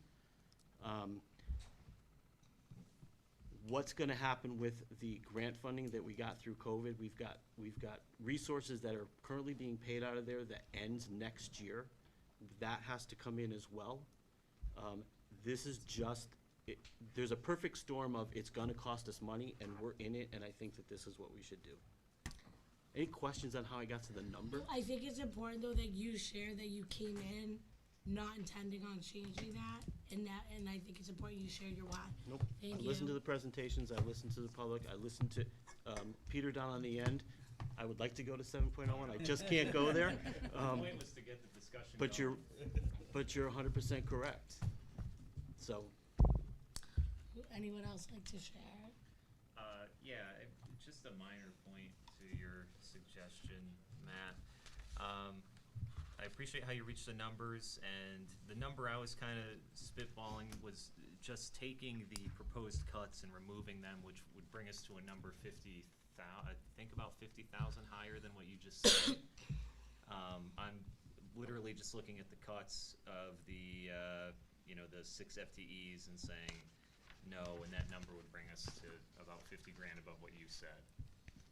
So I could go 50 more grand, I'm good with Yeah, that, so that'd be like a 5.84, I think. And I just want to address a couple points in earlier discussion. You know, Melissa, you brought up a good point that, you know, by state statute, the budget can't be cut once it's established, like the previous year budget. And that's a fair point. But we have expenses that are going to continue to increase, and union contracts for teachers, et cetera, that we set, you know, usually in 3 or 4 year blocks. So if we have, for instance, a $50 million budget and we don't move on it, we say, you know what, we're not taking any increases, then we're still going to have increases to those teacher salaries, whether it's 2.5, 3, et cetera, et cetera. The teacher salaries increases that they've had over the past couple of years have not really been outrageous. I mean, especially when we consider the impact of inflation, like you mentioned. There's a lot of strain on people due to having inflation, you know, 6 to 7%. And I mean, you know, the teachers and our staff are feeling the same pinch. And when we look at that budget rule, so to speak, or statute, or whatever you want to call it, I mean, let's look at our options. Let's say, okay, well, you know, our budget is set at this. We're not going to budget all, but we still have contractual obligations to our staff. And you can't just, you can make a bunch of cuts to fulfill that and meet their contractual obligations and the raises we need to give them. But when we look at our budget today of the 4.87, it's 4% is just that, and we're still making cuts. So then if we look at the other option and we take the more extreme approach, which I would not recommend at all, and say, you know what, I know we have a union contract and we agreed to pay 2% raises out till 2025, but you know what, screw the union. We're not gonna pay them, we're gonna stiff them. That would send the town into arbitration and cost hundreds of thousands of dollars, and beyond the economic costs, it would just be morally and ethically wrong because we're violating the contract. So, to add to that point, when we put together this budget, it is a big number, and we as a Board of Ed and as a district use a lot of money, and that's a norm throughout many towns in Connecticut just because of the structure of the funding and so on. But it's just something that is a reality. It's our job is to be here for the students and to think about the district and to think about the best thing that we can do for them. This is a system. We bring it to the Board of Finance, we bring it to the town council, and then they can come at us and say, hey, you know what, we think this is a waste, or we think this is silly, or we think that, or you need to cut this. But to be doing that prematurely while we sit here when we can't necessarily ferret out anything that we would call, or anyone would call, fiscally irresponsible, just seems like we're setting ourselves up for failure when we propose the budget as is to the town council or the Board of Finance. If there were something fiscally reckless in this proposal or these line items or this budget or anything at all, I would say, oh my goodness, yeah, we need to cut that. But I personally can't seem to find that, and if there's other individuals that can, then I would love to discuss that, but that's my take. I would make a motion to amend Matt Tenz's proposal and increase the budget to 5.84% versus his proposal. And I think we need to keep in mind, right, so one of the things that we'll hear over and over is Berlin can't afford it. Berlin can't afford it. Berlin can't afford it. So, but when you go by state statistics, Berlin, right, our wealth ranking is 60th in the state, but we fund at 86th. There's a differential there. We've talked about it before. It gets dismissed all the time. But also we also fund below the state average for per pupil expenditures, and if we funded at just the state average, there'd be another $3 million in our budget. So what I would say is, Brian and his staff and the teachers all the way down to the last paraprofessional hired in are doing an amazing job with the money that we give them. And money doesn't change everything, but I think it's a reference point. So, you know, we fund below the state average across the entire state, yet we outperform many, many districts. So it's not money wasted. Did anyone want to change their thoughts from higher, lower, or keep?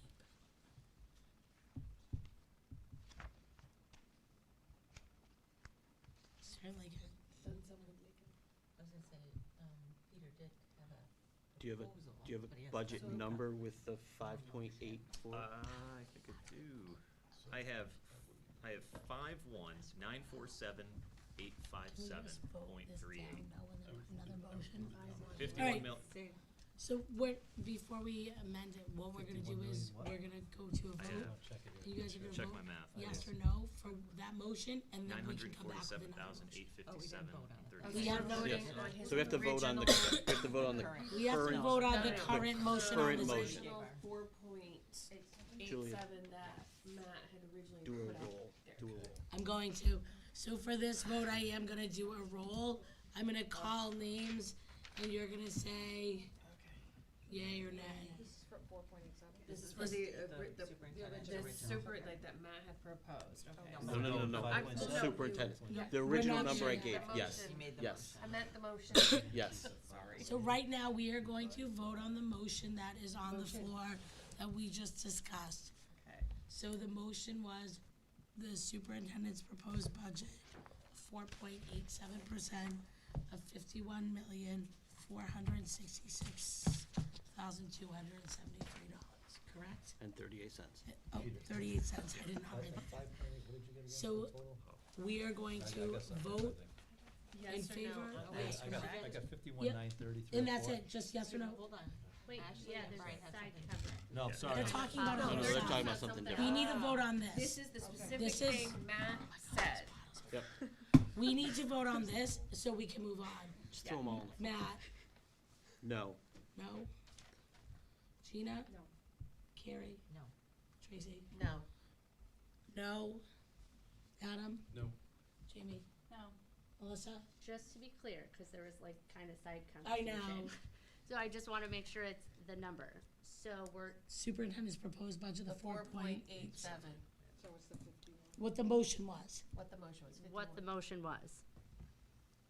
So Just say yes or no. if Do you, want- are you in favor of that budget, yes or no? yes. Okay. Peter?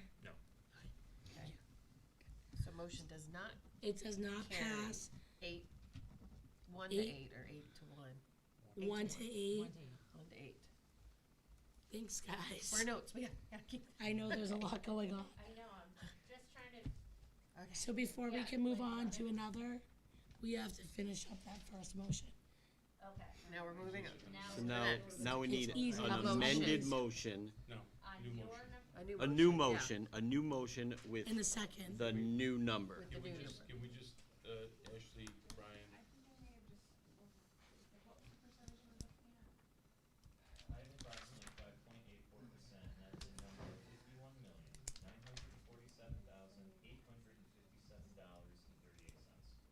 $51,947,857.38. That is adding back the proposed cuts of the FTEs and their fringe benefits. Can you say that Repeat number the number one more one more time? time. oh boy, I got it. I got it, I have, Okay. What do you have?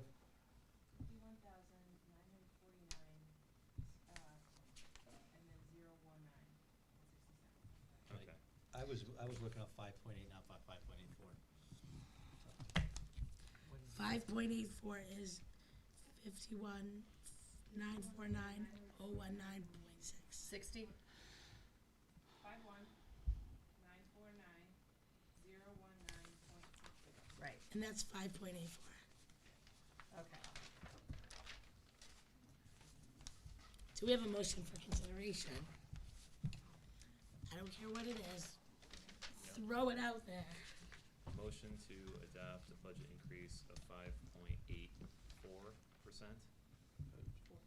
In the amount of, I'll make the motion.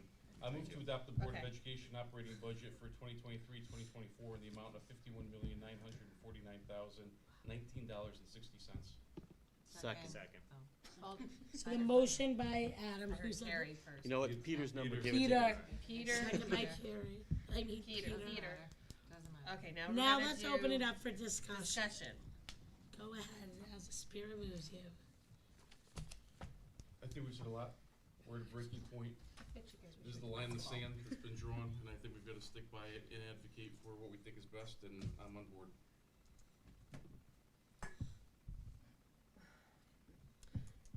We've been here almost 5 hours.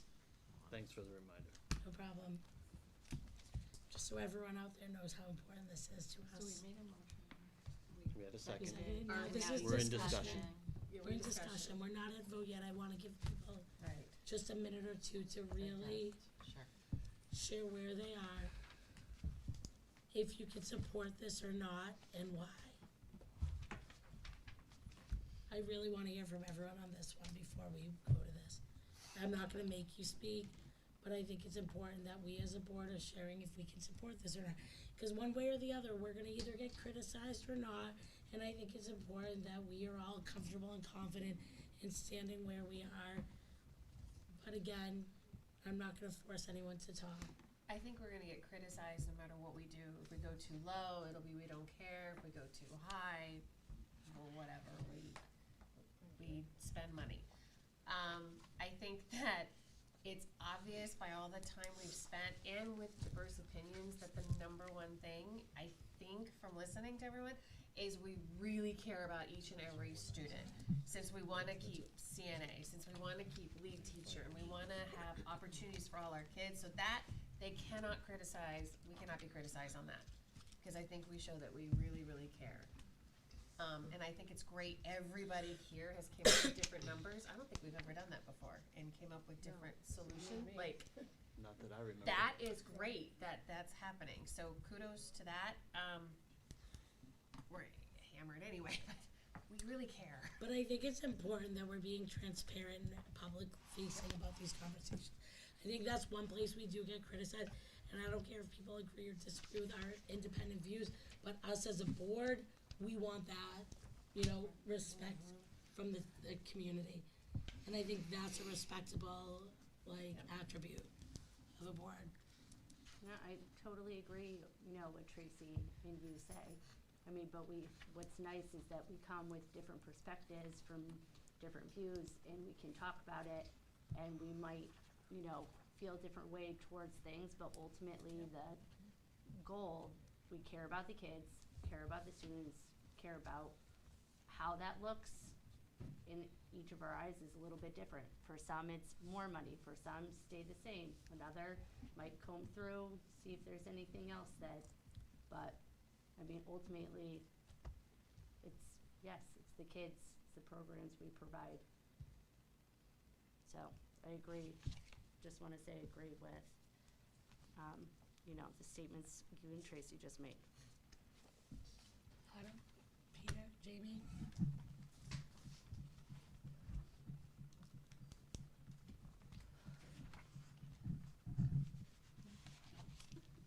I think it's important and healthy to have discussion and be able to come together in the end to make a decision whether or not we all,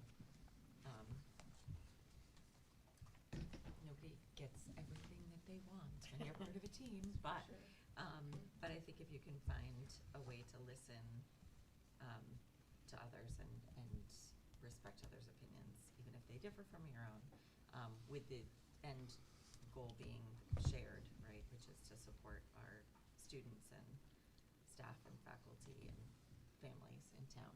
I in terms of this proposed budget, I feel like I'm repeating myself, but I do think that the budget that was originally proposed by the superintendent was a maintenance budget, and I'll say it again, I think that a maintenance budget is insufficient given what we can forecast will be forthcoming in terms of population increase and additional needs within our community. So I think it's necessary to put forth a higher number than that. Gina, do you have anything you want to add? Well, I was just gonna say, the fact that we vote on this before we go to the Board of Finance, we should do it the other way around. Well, We have we have to because we have to adopt the budget. We have to take the budget from the superintendent. It seems counterproductive. To Didn't us. that already happen though? 'Cause no, what, It was it just there, seems- we had a meeting, I thought, before, not with this proposed budget, No, that was but. the early prelim meeting. That was just Oh, them. that's the one I was thinking of. But then if the Board of Finance is gonna dictate what we should do for education, then there's no point of having a Board of I hear you, Ed. but it's almost counterproductive, because now, as you were just saying, oh, we're gonna go there and they're gonna hack us up. Great, It's let like- them, I know. they have it's- to get it's like- reelected. it's Parents come just- out with pitchforks, they don't care. Like, that's how I view it, like, I don't know. All right, Let's I think we move have. this to a No, I vote. Let's understand put it, that. I'm let's, not let's, saying let's, everyone said what they the need to say budget. when I you just, vote. I just think that the reverse, it's tough it's to almost go to like we're them not and then- working yeah. together. The Board of Finance and the Board of Education doesn't Right. really Right. wanna work together. They don't know. I do. When I meet with them, I want to. I have all the intention of bringing us all together. That's why we've had these meetings Right. since you guys But have it been just on. seems like, we come up with this and they go, no. But when you and then have we go back people- to the table. So it's like, no matter what you do, you might as well just. Right, but the process is the Board of Education has to adopt the I- budget to go to the town. We can't send a budget until we adopt a budget. So we have to adopt the budget because it becomes our And budget. then let them do what they're gonna do with it. That's, we have motion and second on the table. so, okay. Yes. So all those in favor, we're gonna we do a doing it roll individual? call? No, Go we're the doing a same way. roll call again. We're doing a roll call again. I'll start at this end of the table. No, start at that end of the Okay, table. I'll start at that end. This is for the All right. 5 point. So this is for the I feel like- 5.84%. Then no- I hope everyone feels that they had the opportunity to speak. I don't like rushing into votes like this because I want everyone to have the time. So go ahead, Matt. You said No, you're gonna you start said at that that end. way. But then they said start at this end. So I vote yes. Okay? Gina? No. Carrie? Yes. Yes. Tracy? Yes. My vote is yes. Adam? Yes. Yes. Yes. Yes. No. Yep. No. And? Yeah. Yes. Okay. So we have a 7 to 2 votes. Sorry about that. The Board of Education has officially adopted a 5.84 vote with lots of discussion and thought. Wednesday night is the Board of the town presentation. So I hope you will all be there for it. I know I've sent out the emails. It's at McGee at 5:30. It's 5:30. So if you don't know, I unfortunately will not be there. I'm actually going to be having my baby on that date now. So I just found out.